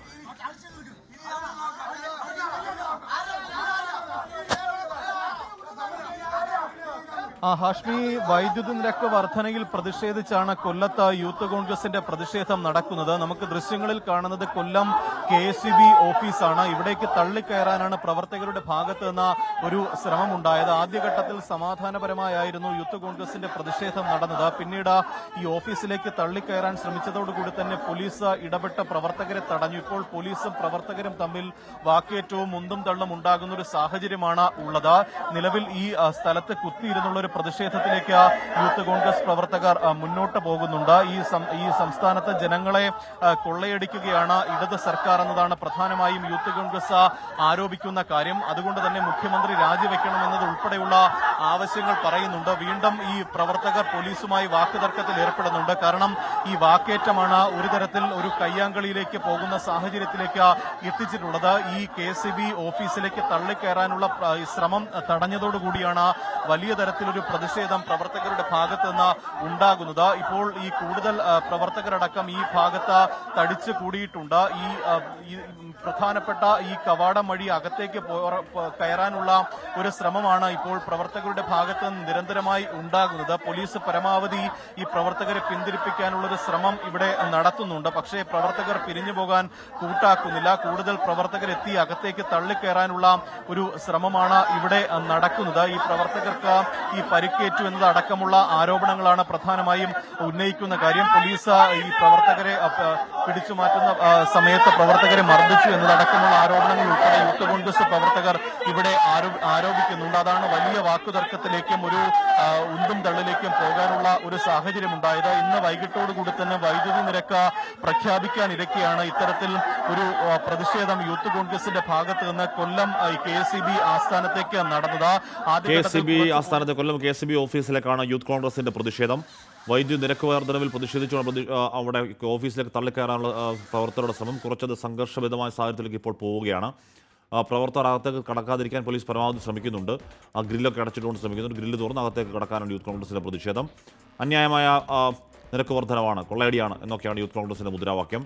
വൈദ്യുതി നിരക്ക് വർധനയിൽ തീരുമാനം ഇന്നുണ്ടാകും എന്നാണ് അറിയാൻ കഴിയുന്നത്. അത് ഏത് രീതിയിൽ, എത്രത്തോളം, ഏതൊക്കെ അളവിൽ അത് ബാധിക്കും എന്ന് നിരക്ക് വർധന വന്നാലേ അറിയാൻ കഴിയുകയുള്ളൂ. എന്തായാലും ജനത്തിന് ബാധ്യതയില്ലാത്ത നിരക്ക് വർധന എന്നാണ് മന്ത്രി കെ കൃഷ്ണൻകുട്ടി പറഞ്ഞത്. അതിന് എത്ര രൂപയാണെങ്കിൽ കൂടി അത് ജനത്തിന് ബാധ്യത തന്നെയാണ്. ജനത്തിന് ബാധ്യതയാവാത്ത ഒരു നിരക്ക് വർധന അത് എന്തായാലും അസാധ്യമാണ്. അപ്പോൾ എത്രത്തോളം ബാധ്യതയാകുമെന്നുള്ളതേ അറിയാനുള്ളൂ. അത് നമുക്ക് ഇന്ന് എന്തായാലും അറിയുകയും ചെയ്യാം. എം ജി പ്രതീഷ് തുടർന്ന്. പ്രതീഷ്, ചെറിയ ഒരു സംഘർഷ സാഹചര്യത്തിൽ കാര്യങ്ങൾ പോവുകയാണോ? Hello Pratheesh, hello. അതായത് എന്താണ്, ഈ ചെറിയ സംഘർഷത്തിലെ കാര്യങ്ങൾ പോവുകയാണോ?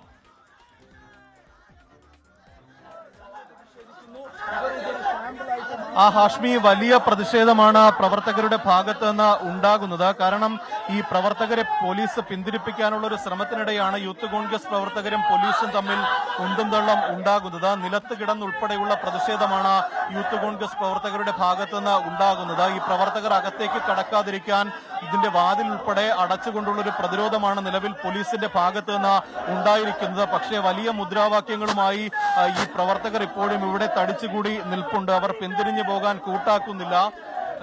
വലിയ തരത്തിലൊരു പ്രതിഷേധം പോലീസിനെതിരെയും സർക്കാരിനെതിരെയുമാണ് നിലവിൽ നടക്കുന്നത്. അല്പസമയം മുമ്പാണ് ഈ വൈദ്യുതി നിരക്ക് വർധനവിൽ പ്രതിഷേധിച്ച ഒരു മാർച്ചുമായി യൂത്ത് കോൺഗ്രസ് പ്രവർത്തകർ ഇവിടെ എത്തിയത്. തുടർന്ന് KSEB ഓഫീസിലേക്ക് തള്ളിക്കയറാൻ ഈ പ്രവർത്തകരുടെ ഭാഗത്ത് നിന്ന് ശ്രമമുണ്ടാകുന്നു. അത് പോലീസ് തടുത്തതോടുകൂടിയാണ് അതൊരു വാക്കേറ്റത്തിലേക്കും ഒരു ഉന്തും തള്ളിലേക്കും പോയത്. ഇപ്പോൾ ഈ പ്രവർത്തകർ നിലത്ത് കിടന്ന് പ്രതിഷേധിക്കുകയാണ്. ഈ പിന്തിരിപ്പിക്കുന്നതിനിടയിൽ പോലീസ് പ്രവർത്തകരെ മർദ്ദിച്ചു എന്നതടക്കമുള്ള കാര്യങ്ങളാണ് പ്രധാനമായും പ്രവർത്തകർ ആരോപണമായി ഉന്നയിക്കുന്ന കാര്യം. യൂത്ത് കോൺഗ്രസ് പ്രതിഷേധമായിട്ട് വരുമ്പോൾ തലയ്ക്കാണ് ഞങ്ങൾ അടിച്ചത്. കേരള വിദ്യാർത്ഥി യൂണിയന്റെ സംസ്ഥാന ജനറൽ സെക്രട്ടറി ആഷിഖ് ബൈജുവിന്റെ സമാധാന പരിപാടി ഞങ്ങൾ സമരം ചെയ്തപ്പോൾ തലയ്ക്കടിച്ചത് ശബരിനാഥ് എന്ന് പറയുന്ന ആ പോലീസുകാരനാണ്. ഇവിടെ പോലീസിന്റെ ഗുണ്ടായിസമാണ് നടക്കുന്നത്. ഞങ്ങൾ തീർത്തും ജനകീയ വിഷയം ഉന്നയിച്ചുകൊണ്ടാണ് സമാധാനപരമായി വന്നത്.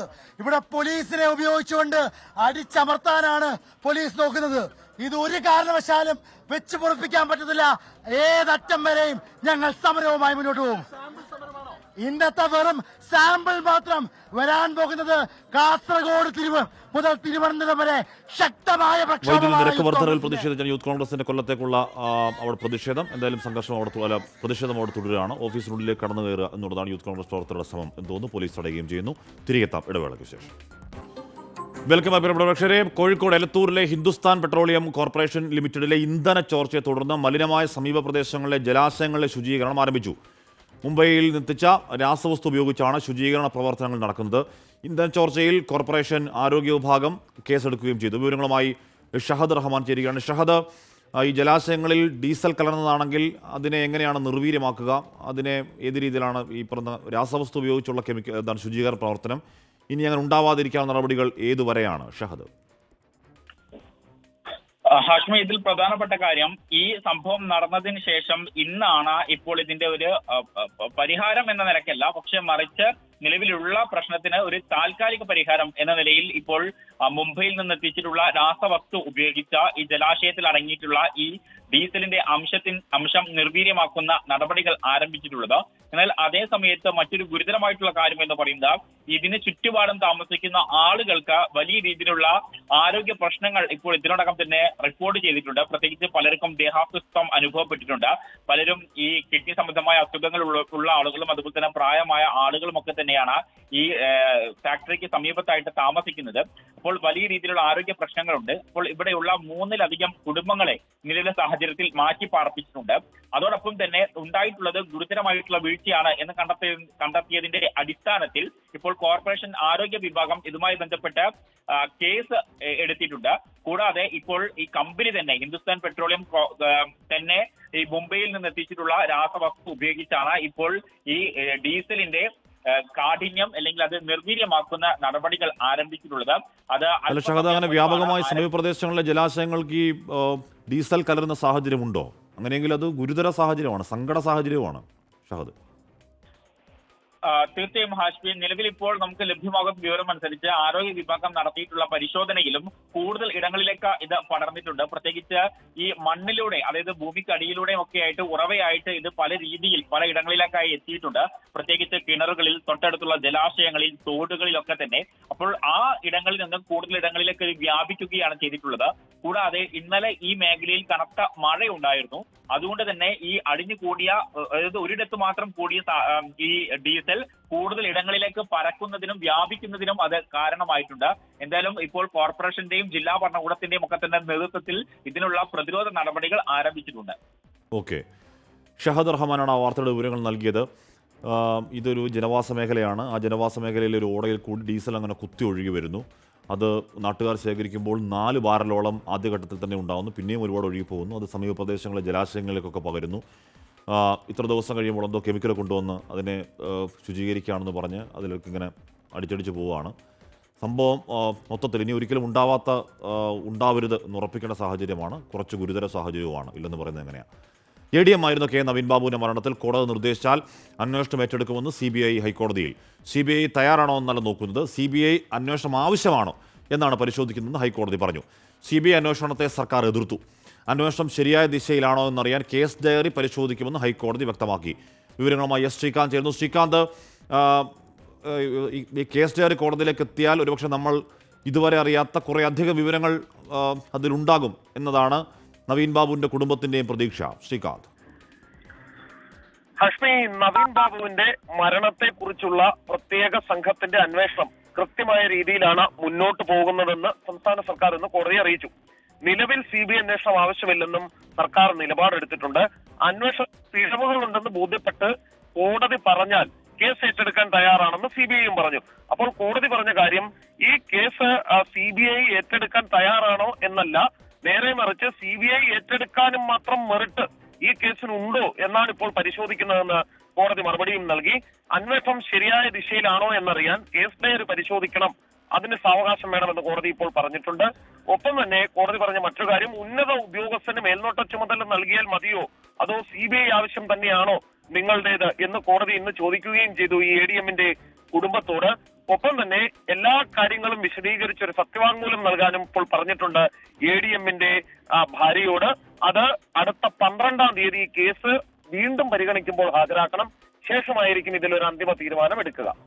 Okay, S. ശ്രീകാന്താണ് ആ വാർത്തയുടെ വിവരങ്ങൾ നൽകിയത്. അപ്പം അല്പ ദിവസങ്ങൾക്ക് തന്നെ CBI അന്വേഷണം ഉണ്ടാകുമോ എന്ന കാര്യത്തിൽ ഒരു തീരുമാനം അറിയാം. ഏറ്റവും പ്രധാനം കേസ് ഡയറി കോടതിയിലേക്ക് വരാൻ പോകുന്നു എന്നുള്ളത് തന്നെയാണ്. കേസിൻ്റെ ഇതുവരെയുള്ള എല്ലാ പുരോഗതിയും ഇനി അതല്ല, എന്തെങ്കിലും അധോഗതി ഉണ്ടെങ്കിൽ അധോഗതികളൊക്കെ വളരെ വ്യക്തമാകുന്ന കേസ് ഡയറിയാണ് കോടതിയിലേക്ക് വരാൻ പോകുന്നത്. അതിനുശേഷമാകും കോടതി CBI അന്വേഷണം എന്ന കാര്യത്തിൽ തീരുമാനമെടുക്കുക.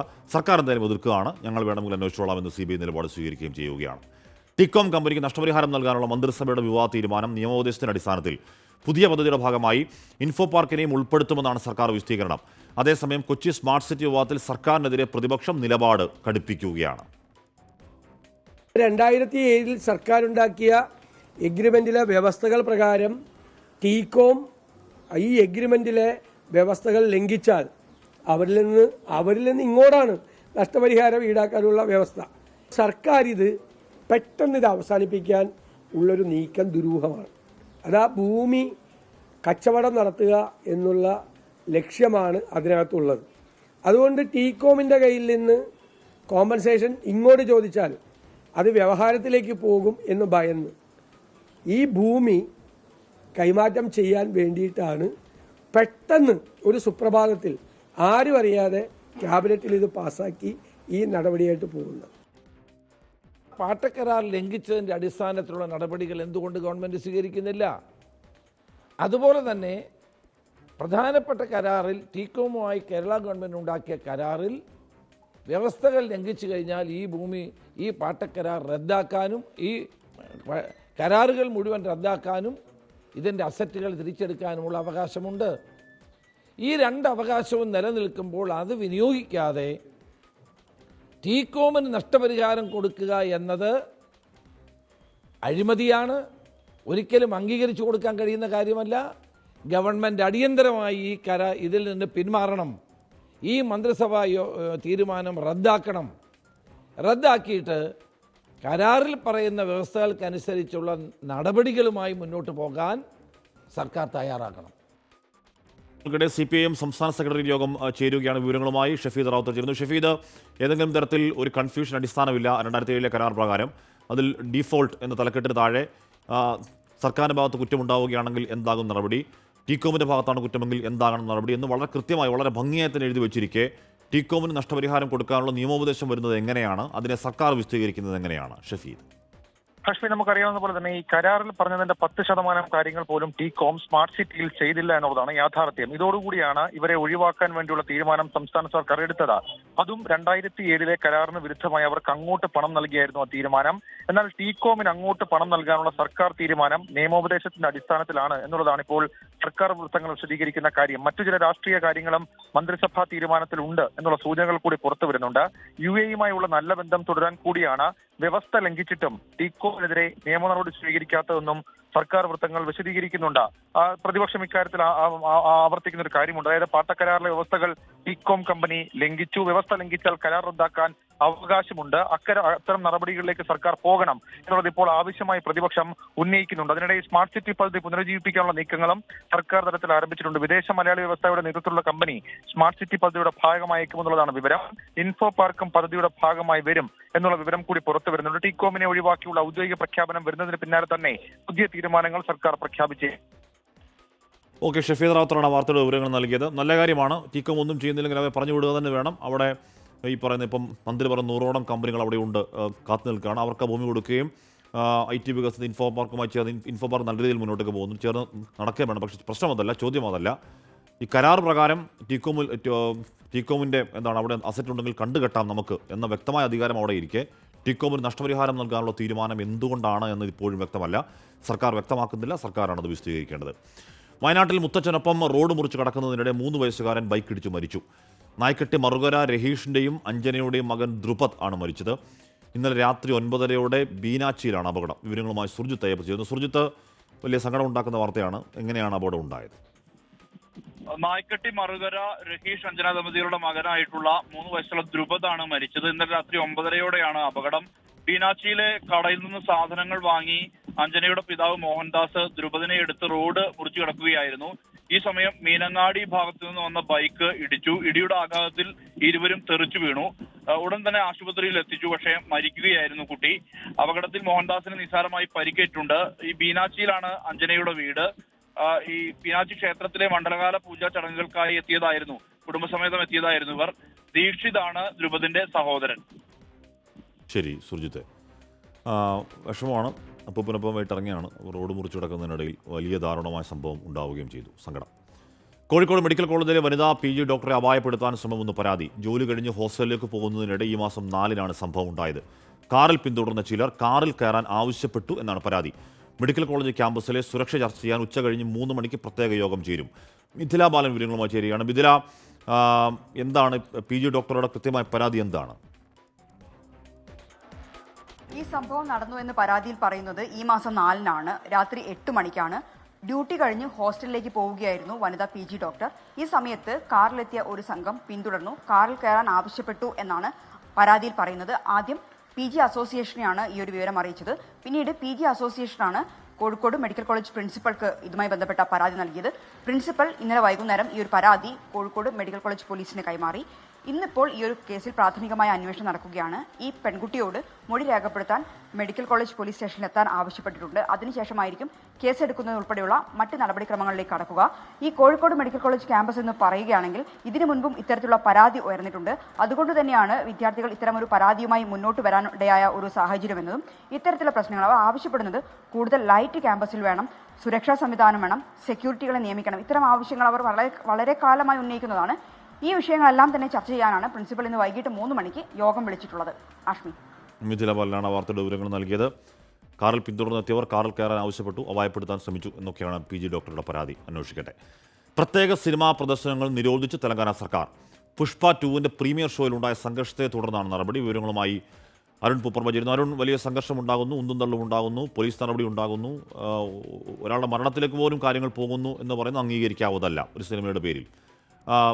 തുടർന്ന് തന്നെയല്ലേ തെലങ്കാന സർക്കാരിൻ്റെ ഏറ്റവും ഉചിതമായ നടപടി? അരുൺ, ഹാഷ്മി, തീർച്ചയായും കഴിഞ്ഞ ദിവസം ഈ പുഷ്പ 2-വിന്റെ പ്രീമിയർ ഷോ നിശ്ചയിച്ച ഘട്ടത്തിലുണ്ടായ സംഘർഷം അത് നമുക്കറിയാം. ഹൈദരാബാദിലെ സന്ധ്യ തിയേറ്ററിന് മുന്നിലാണ് ആരാധകരും പോലീസും തമ്മിൽ ഏറ്റുമുട്ടുകയും സംഘർഷാവസ്ഥ ഉണ്ടാവുകയും അതിലൊടുവിൽ ഒരു സ്ത്രീയുടെ മരണം ഉൾപ്പെടെ സംഭവിക്കുകയും ചെയ്ത വളരെ ദൗർഭാഗ്യകരമായ സംഭവം ഉണ്ടായി. ഇതിന്റെ പശ്ചാത്തലത്തിലാണ് തെലങ്കാന സർക്കാർ ഇത്തരമൊരു തീരുമാനത്തിലേക്ക് എത്തിയിട്ടുള്ളത്. ഇത്തരം പ്രത്യേക പ്രദർശനങ്ങൾ ഉണ്ടാകുമ്പോൾ അവിടെ വേണ്ടത്ര സുരക്ഷാ ക്രമീകരണങ്ങൾ ഉണ്ടാവുന്നില്ല, ആരാധകരുടെ പ്രകടനങ്ങൾ അതിരുവിട്ടു പോകുന്നു എന്ന കാര്യം സർക്കാർ വിലയിരുത്തി. നേരത്തെ തന്നെ ഹൈദരാബാദിലും തെലങ്കാനയിലും ആന്ധ്രയിലൊക്കെ ഇത്തരം സംഭവങ്ങൾ ഉണ്ടായിട്ടുണ്ട്. ആ ഘട്ടത്തിലൊന്നും ഇത്തരമൊരു കടുത്ത തീരുമാനത്തിലേക്ക് സർക്കാർ പോയിരുന്നില്ല. പക്ഷേ ഇന്നലെ ഒരു സ്ത്രീയുടെ ജീവൻ ഉൾപ്പെടെ നഷ്ടപ്പെടുന്ന സാഹചര്യം ഉണ്ടായ പശ്ചാത്തലത്തിലാണ് തെലങ്കാന സർക്കാർ ഇപ്പോൾ പ്രത്യേക ഇത്തരം ഷോകൾ അത് നിരോധിച്ചുകൊണ്ടുള്ള ഉത്തരവ് പുറത്തിറക്കിയിട്ടുള്ളത്. നേരത്തെ കർണാടകയും ഈ അതിരാവിലെയുള്ള ഫാൻ ഷോകൾ, പ്രത്യേക പ്രദർശനങ്ങളൊക്കെ ഉള്ള അനുമതി കർണാടക സർക്കാരും നിഷേധിച്ചിരുന്നു. കഴിഞ്ഞ ദിവസം പുഷ്പ 2-വിന്റെ പ്രദർശനം, അതായത് അതിരാവിലെ 3 മണിക്ക് കർണാടകയിലും ബംഗളൂരുവിൽ, പ്രത്യേകിച്ച് ബംഗളൂരുവിലൊക്കെ നിശ്ചയിച്ചതാണ്. പക്ഷേ പോലീസിന്റെ കൃത്യമായ നിർദ്ദേശം, DGP ഉൾപ്പെടെ നേരിട്ട് നിർദ്ദേശം നൽകിയിരുന്നു അത്തരം പ്രദർശനങ്ങൾ അനുവദിക്കില്ല എന്ന്. അതിനുശേഷം പിന്നീട് 6 മണിക്ക് ശേഷമാണ് അത്തരം ഷോകൾ, ഈ ഫാൻ ഷോകൾ ഉൾപ്പെടെ ഉണ്ടായത്. അത്തരം തീരുമാനത്തിലേക്ക് ഇപ്പോൾ എന്തായാലും തെലങ്കാന സർക്കാരും കഴിഞ്ഞ ദിവസം ഉണ്ടായ ആ സംഭവത്തിന്റെ പശ്ചാത്തലത്തിൽ കടക്കുന്നു എന്നതാണ് പ്രധാനപ്പെട്ട കാര്യം. ഓക്കെ, തെലങ്കാനയിലാണ് സിനിമയുടെ പേരിൽ വലിയ സംഘർഷവും ഒരു മരണവും പോലും ഉണ്ടാകുന്ന സാഹചര്യം ഉണ്ടായത്. തുടർന്ന് തെലങ്കാന സർക്കാർ ആ വിഷയത്തിൽ ആക്ട് ചെയ്യുകയാണ്. Welcome back. ഇവിടെ നടൻ ദിലീപിന്റെ ശബരിമലയിലെ VIP സന്ദർശനത്തിൽ വിമർശനം തുടരുന്നു ഹൈക്കോടതി. ഹരിവരാസനം പാടി കഴിയും വരെ അവിടെ തന്നെ ആരും നിൽക്കരുത് എന്ന് പറയുന്നു കോടതി. കോടതി ഉത്തരവിന്റെ ലംഘനം ദേവസ്വം ബെഞ്ചും പറയുകയാണ്. പോലീസ് അകമ്പടിയോട് എങ്ങനെയാണ് ദർശനത്തിനെത്തുന്നത് എന്ന് ഹൈക്കോടതി ചോദിക്കുന്നു. നോർക്ക ചുമതല വഹിക്കുന്ന ആൾക്ക് എന്താണ് പ്രിവിലേജ്, എന്താണ് പ്രത്യേകത എന്ന് ചോദിക്കുന്നു. ദിലീപും സംഘാംഗങ്ങളുമായാണ് ദർശനം നടത്തിയെന്ന് ദേവസ്വം ബോർഡ്.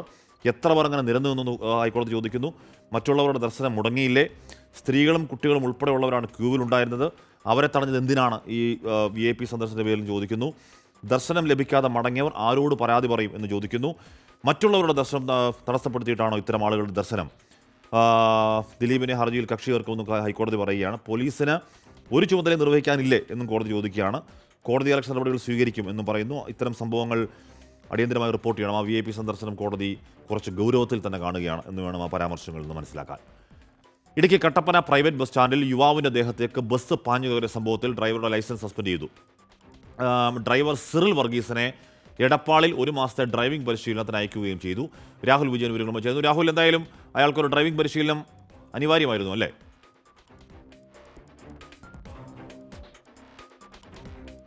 ഹാഷ്മി, തീർച്ചയായിട്ടും കഴിഞ്ഞ ഞായറാഴ്ചയാണ് ഈ സംഭവം നടക്കുന്നത്. ബസ് സ്റ്റാൻഡിൽ ബസ് കാത്തിരുന്ന യുവാവിന്റെ ദേഹത്തേക്ക് ആ ബസ് പാഞ്ഞു കയറിയ ദൃശ്യങ്ങൾ എല്ലാവരെയും ഞെട്ടിച്ചതാണ്. അത് ഡ്രൈവർക്കൊരു അബദ്ധം പറ്റിയതാണ് എന്നൊക്കെയാണ് സിറിൽ വർഗീസ് മോട്ടോർ വാഹന വകുപ്പിനോട് പറഞ്ഞിരിക്കുന്നത്. ഇന്നലെയായിരുന്നു അതുമായി ബന്ധപ്പെട്ട ഹിയറിംഗ്. പക്ഷേ അതുകൊണ്ട് കാര്യമില്ല, അബദ്ധം പറ്റിയതാണെങ്കിൽ പോലും ഒരു ഡ്രൈവർ അങ്ങനെ പറയാൻ പാടില്ല എന്ന് കൂടി ആ മോട്ടോർ വാഹന വകുപ്പ് ഉദ്യോഗസ്ഥർ ആ സിറിൽ വർഗീസിനോട് പറഞ്ഞു. അതിന്റെ അടിസ്ഥാനത്തിലാണ് 1 മാസത്തേക്ക് ലൈസൻസ് സസ്പെൻഡ് ചെയ്യുകയും അതുപോലെ തന്നെ ഡ്രൈവിംഗ് പരിശീലനത്തിന് വേണ്ടി കേന്ദ്ര സർക്കാരിന്റെ സ്ഥാപനമായ ആയിട്ടുള്ള സ്ഥലത്തേക്ക് പരിശീലനത്തിന് അയക്കുകയും ചെയ്തിരിക്കുന്നത്. 1 മാസത്തിന് ശേഷം ഈ ലൈസൻസ് വീണ്ടും റിന്യൂ ചെയ്ത് കൊടുക്കുമെന്നുള്ള കാര്യം കൂടി പറഞ്ഞിട്ടുണ്ട്. ശരിക്കും ഇയാളൊരു സാധുവായ മനുഷ്യരാണെന്നും ഒരു അബദ്ധം പറ്റിയതാണെന്നും മോട്ടോർ വാഹന വകുപ്പ് കൂടി പറയുന്നുണ്ട്. പക്ഷേ അങ്ങനെ അബദ്ധം പറ്റാൻ പാടില്ല, പ്രത്യേകിച്ച് ഡ്രൈവർമാർക്ക് എന്നുള്ളതാണ് ഏറ്റവും പ്രധാനപ്പെട്ട കാര്യം. ഓക്കെ, രാഹുൽ വിജയനാണ് ആ വാർത്ത നൽകിയത്. ആ ദൃശ്യങ്ങൾ കണ്ടാൽ തന്നെ പേടിയാകും. അപ്പോൾ അബദ്ധമാണെങ്കിലും അല്ലെങ്കിലും അത് ഉണ്ടാവരുത്, ഉണ്ടായിക്കൂടാ. 24 super impact nursing merit seat അട്ടിമറിയിൽ ആരോഗ്യവകുപ്പിന് കർശന നടപടി. കൊട്ടാരക്കര മേഴ്സി കോളേജിന് അനുവദിച്ച 30 സീറ്റും റദ്ദാക്കി. ആരോഗ്യവകുപ്പ് അഡീഷണൽ ചീഫ് സെക്രട്ടറിയുടേതാണ് തീരുമാനം. ആരോഗ്യവകുപ്പിന്റെ കത്ത് 24-ന് കിട്ടി. ഉമേഷ് ബാലകൃഷ്ണൻ വിവരങ്ങളുമായി ചേർന്നു. ഉമേഷ്, നല്ല കാര്യം, ആ വാർത്തയിൽ ഏറ്റവും ക്രിയേറ്റീവായ ഇടപെടൽ ഉണ്ടാകുന്നു, അങ്ങനെ തന്നെ വേണം താനും. പക്ഷേ ആ നടപടിയിലേക്ക് എത്തിയത് എങ്ങനെയാണ് എന്നതിനെക്കുറിച്ച് കൂടി അന്വേഷണം ഉണ്ടാവുകയും അതിൽ കൂടി നടപടി ഉണ്ടായാൽ മാത്രമേ നമ്മുടെ ഇമ്പാക്റ്റ് പൂർണ്ണമാവൂ. ഉമേഷ്. തീർച്ചയായും അത് തന്നെയാണ് ഏറ്റവും പ്രധാന ഹാഷ്മി. കാരണം ഇപ്പോൾ 30 സീറ്റ് റദ്ദാക്കി എന്നതുകൊണ്ട് ഒന്നും അവസാനിക്കുന്നില്ല. കാരണം 27-ാം തീയതി നഴ്സിംഗ് അഡ്മിഷൻ അവസാനിക്കുന്നത് നവംബർ 30-നാണ്. 27-ാം തീയതി രാത്രി നഴ്സിംഗ് കൗൺസിൽ തിടുക്കപ്പെട്ട് 30 സീറ്റ് അധികമായി മേഴ്സി കോളേജിന് അനുവദിക്കുന്നു. മേഴ്സി കോളേജിന് അനുവദിച്ച ആ സീറ്റ് സർക്കാർ ഉത്തരവായി വരുന്നില്ല. ഉത്തരവായി വരുന്നതിന് മുമ്പ് തന്നെ ഫീസ് റെഗുലേറ്ററി കമ്മിറ്റി ഇവർക്ക് 22 സീറ്റിൽ ഫീസ് നിശ്ചയിച്ച് നൽകുന്നു. അതുകൊണ്ട് 22 സീറ്റില്ല 15 സീറ്റിൽ, അതായത് 50% സീറ്റിൽ. പക്ഷേ മേഴ്സി കോളേജ് എന്ത് ചെയ്തു എന്ന് വെച്ചാൽ 30 സീറ്റിലും സ്വന്തം നിലയിൽ അഡ്മിഷൻ നടത്തി. അതായത് 15 സീറ്റ് LBS വഴി മെറിറ്റിലുള്ളവർക്ക് അഡ്മിഷൻ നടത്തേണ്ടതാണ്. പക്ഷേ അതിനൊന്നും കാത്തു നിൽക്കാതെ മേഴ്സി മാനേജ്മെൻറ്റ് മുഴുവൻ സീറ്റിലും സ്വന്തം നിലയിൽ അഡ്മിഷൻ നടത്തി. എന്നിട്ട് അത് റെഗുലറൈസ് ചെയ്യാൻ വേണ്ടി ഇപ്പോൾ ഹെൽത്ത് യൂണിവേഴ്സിറ്റിക്ക് അയക്കുകയും ചെയ്തു. എന്തായാലും ആ തീരുമാനം പൂർണ്ണമായി ഇപ്പോൾ റദ്ദാക്കിയിരിക്കുന്നു. 30 സീറ്റും ഇനി ഒരു തീരുമാനം ഉണ്ടാകുന്നതുവരെ അനുവദിക്കാൻ കഴിയില്ല എന്നാണ് അഡീഷണൽ ചീഫ് സെക്രട്ടറിയുടെ ഉത്തരവിൽ പറയുന്നത്. ഉത്തരവ് പ്രകാരം ഈ കാര്യങ്ങൾ, അതായത് സർക്കാരിനെ 30 സീറ്റ് കൂട്ടിയ വിവരം അറിയിക്കാത്തത് കൊണ്ടല്ല ഈ 30 സീറ്റും അനുവദിക്കാൻ കഴിയാത്തത് എന്ന തീരുമാനം എടുത്തിരിക്കുന്നത്. പകരം 2023 മേഴ്സി കോളേജിനെതിരെ ഒരു പരാതി ഉണ്ടായിരുന്നു. ആ പരാതിയിൽ ഹൈക്കോടതി ഉത്തരവുണ്ടായിരുന്നു. അതിപ്രകാരമാണ് 2023 അവിടെ നഴ്സിംഗ് കോളേജ് അനുവദിക്കുന്നതുമായി ബന്ധപ്പെട്ട ഇൻസ്പെക്ഷൻ നടക്കും. ആ ഇൻസ്പെക്ഷനിൽ ഒരു പുവർ ഹോമിലെ 158 അന്തേവാസികളെ രോഗികളാണെന്ന് തെറ്റിദ്ധരിപ്പിച്ച് അവിടെ കൊണ്ടുവന്ന് കിടത്തുകയും അവർക്ക് ചികിത്സ നടത്തി അവിടെ നഴ്സിംഗ് കൗൺസിലിൻ്റെ പരിശോധനയിൽ ഇത് രോഗികളാണെന്ന് തെറ്റിദ്ധരിപ്പിക്കുകയും ചെയ്തു. ഈ റിപ്പോർട്ട് നഴ്സിംഗ് കൗൺസിലിൻ്റെ കയ്യിലുണ്ട്. ഇത് ഹൈക്കോടതിയെ ധരിപ്പിച്ചിരുന്നു. ഹൈക്കോടതി ഇതിൽ അന്വേഷണം നടത്താൻ സാമൂഹ്യനീതി വകുപ്പിന് നിർദ്ദേശം നൽകിയിരുന്നു. സാമൂഹ്യനീതി വകുപ്പിൻ്റെ അന്വേഷണം പൂർത്തിയാകാത്ത സാഹചര്യത്തിൽ ഈ 30 സീറ്റ് അനുവദിക്കാൻ കഴിയില്ല എന്നുള്ള തീരുമാനം എടുക്കുകയാണ് ഉണ്ടായത് എന്നാണ് സർക്കാർ പറയുന്നത്. എന്തായാലും അതും ഒരു അപാകതയാണ്. കാരണം ആകെ ഉണ്ടായിരുന്ന 160 പേഷ്യൻറ്റിൽ 158 പേരും ഒരു പൂർ ഹോമിലെ അന്തേവാസികളാണ് എന്ന് പറയുമ്പോൾ അവിടെ ജനുവിനായി ഉണ്ടായിരുന്നത് 2 രോഗികൾ മാത്രമാണെന്ന് വിലയിരുത്തേണ്ടത്. സ്വാഭാവികമായി ഒരു നഴ്സിംഗ് കൗൺസിൽ 30 സീറ്റ് നൽകണമെങ്കിൽ പോലും ഏറ്റവും കുറഞ്ഞത് ഏകദേശം 90 രോഗികളുണ്ടെങ്കിലും ഇൻസ്പെക്ഷനിൽ ഉണ്ടാകണം. അത്തരമൊരു മാനദണ്ഡങ്ങളൊന്നും ഇതിൽ പാലിച്ചില്ല. അതുകൊണ്ട് തന്നെ തുടർ നടപടികളും തുടർ അന്വേഷണങ്ങളും ഇതിൽ നടക്കേണ്ടതുണ്ട്. ഹഷ്മി. ഓക്കെ, ഉമേഷ് ബാലകൃഷ്ണനാണ് വാർത്തയുടെ വിവരങ്ങൾ നൽകിയത്. രാഹുൽ ഗാന്ധിക്കെതിരായ BJP നേതാക്കളുടെ പരാമർശത്തിൽ ലോക്സഭയിൽ പ്രതിപക്ഷ ബഹളം. ലോക്സഭ തിങ്കളാഴ്ച വരെ പിരിഞ്ഞു. ബൽറാം നെടുങ്ങാടി വിവരങ്ങൾ വച്ചിരുന്നു. ബൽറാം, ഈ ജോർജ് സോറോസ് ബന്ധ ആരോപണം പിന്നെയും ആവർത്തിക്കുകയായിരുന്നു BJP നേതാക്കൾ, നിഷികാന്ത് ദുബെ അടക്കമുള്ളവർ. എന്തായിരുന്നു ഇന്ന് പ്രതിപക്ഷത്തിന് അതിനോടുള്ള പ്രതികരണം? ബൽറാം.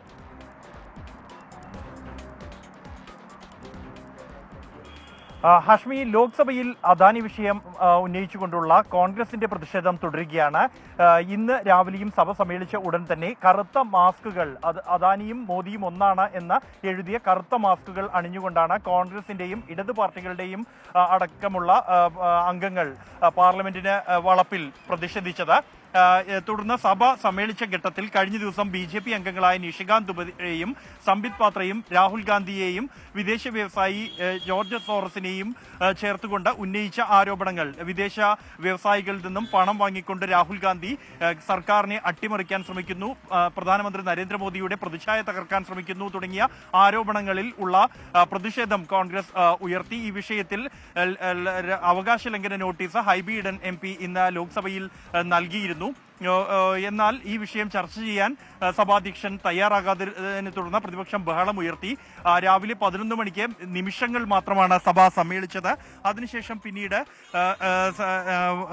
12 മണിക്ക് വീണ്ടും സമ്മേളിപ്പിച്ചപ്പോഴും ഈ വിഷയം ഉന്നയിച്ചു. നിമിഷങ്ങൾ മാത്രമാണ് ഈ ഘട്ടത്തിലും സഭ സമ്മേളിക്കാനായത്. എന്നാൽ നിഷികാന്ത് ദുബെ ശൂന്യവേള ആരംഭിച്ച ഉടൻ തന്നെ വീണ്ടും ഈ വിഷയം ഉന്നയിക്കുകയായിരുന്നു. ഇതേ വിഷയം, അതായത് രാഹുൽ ഗാന്ധിയും ആരോപണം ആവർത്തിക്കുകയാണ് BJP. പ്രതിപക്ഷ ബഹളമാണ് ഇന്നുണ്ടായത്. ഇപ്പോൾ പാലക്കാട് ഒറ്റപ്പാലം അനങ്ങനടിയിൽ നിന്ന് കാണാതായ 3 വിദ്യാർത്ഥികളെ കണ്ടെത്തി. ചെർപ്പുളശ്ശേരി ബസ് സ്റ്റാൻഡിൽ നിന്നാണ് കുട്ടികളെ കണ്ടെത്തിയത്. നിഖിൽ പ്രമേഷ് ചേരുന്നു. നിഖിൽ, കുട്ടികൾ കോട്ട കണ്ടിട്ടാണോ കണ്ടെത്തിയത്? അല്ല അശ്മി, കോട്ടയിൽ നിന്നല്ല കുട്ടികളെ കണ്ടെത്തിയത്. കുട്ടികൾ പാലക്കാട് കോട്ടയിൽ ഉണ്ടാകുമെന്ന് കരുതി പോലീസ് എത്തി ഇവിടെ അരിച്ചു പെറുക്കിയെങ്കിലും കുട്ടികളെ കണ്ടെത്താൻ കഴിഞ്ഞില്ല. ചെറുപ്പുളശ്ശേരിയിൽ നിന്നാണ് ഈ കുട്ടികളെ കണ്ടെത്തിയിട്ടുള്ളത്. ചെറുപ്പുളശ്ശേരി ബസ് സ്റ്റാൻഡിൽ നിന്നാണ് ഈ കുട്ടികളെ കണ്ടെത്തിയിട്ടുള്ളത്. ഈ വിവരം അറിഞ്ഞ് ഒറ്റപ്പാലം പോലീസ് ഇപ്പോൾ ചെറുപ്പുളശ്ശേരിയിലേക്ക് തിരിച്ചിട്ടുണ്ട്. വനിതാ പോലീസാണ് ചെറുപ്പുളശ്ശേരി ബസ് സ്റ്റാൻഡിൽ വെച്ച് ഈ 3 കുട്ടികളെയും കണ്ടെത്തിയിട്ടുള്ളത്. ഇവർ സ്കൂൾ വസ്ത്രത്തിൽ യൂണിഫോമിൽ ആയിരുന്നില്ല എത്തിയിരുന്നത്. ഇവർ NCC വേഷത്തിന് മുകളിൽ ഒരു കളർ ഡ്രസ്സ് കൂടി അവർ കയ്യിൽ കരുതിയിരുന്നു.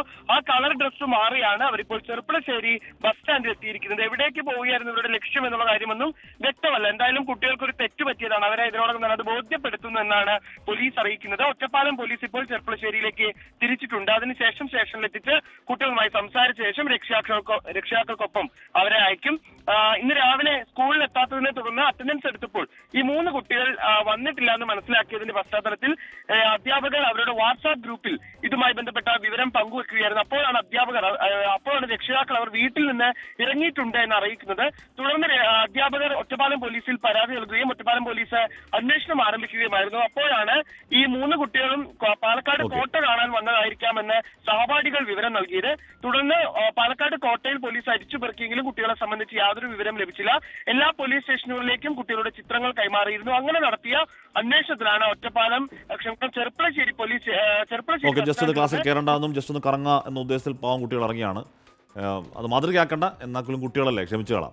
ഇനിയിപ്പോൾ എന്താണ് അവരുടെ കാര്യങ്ങൾ പറഞ്ഞ് അതിൻ്റെ സേഫ്റ്റി പ്രശ്നങ്ങൾ പറഞ്ഞ് മനസ്സിലാക്കുന്നതിനപ്പുറം ഒരുപാട് വഴക്കൊന്നും പറയണ്ട, പോട്ടെ. ശബരിമലയിൽ നടൻ ദിലീപ് VIP പരിഗണനയിൽ ദർശനം നടത്തിയ സംഭവത്തിൽ വിമർശനവുമായി ഹൈക്കോടതി. വിഷയം ചെറുതായി കാണാനാകില്ലെന്ന് നിരീക്ഷിച്ച കോടതി ദേവസ്വം ബോർഡിനോട് വിശദീകരണം തേടി. CCTV ദൃശ്യങ്ങൾ ഹാജരാക്കാനും നിർദ്ദേശം നൽകി. ശ്രീകാന്ത് വിവരങ്ങൾ ചെയ്യുന്നു. ശ്രീകാന്ത്, കോടതി ആ വിഷയം കുറച്ചധികം ഗൗരവത്തിൽ തന്നെ കാണുന്നെന്ന് തോന്നുന്നു, ആ VIP ദർശനം, അല്ലേ?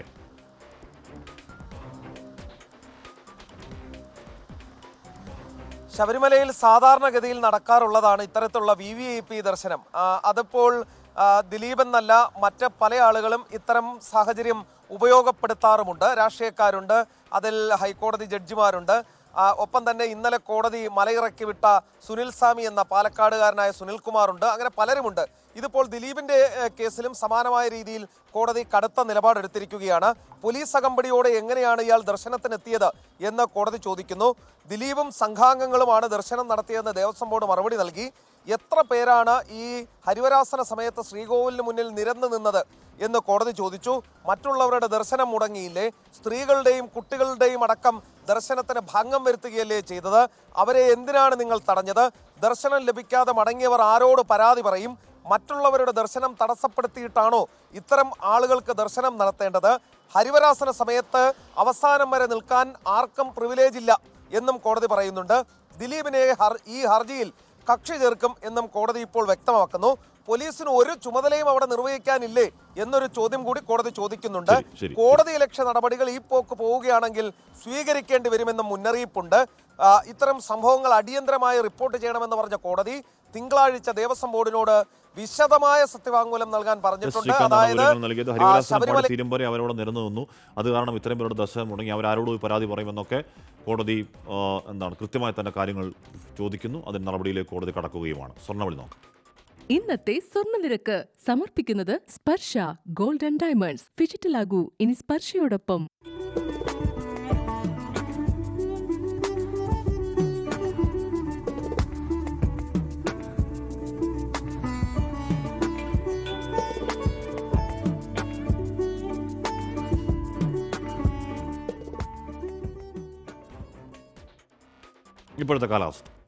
ഇപ്പോഴത്തെ കാലാവസ്ഥ സമർപ്പിക്കുന്നത് Berger paints 100 years of trust.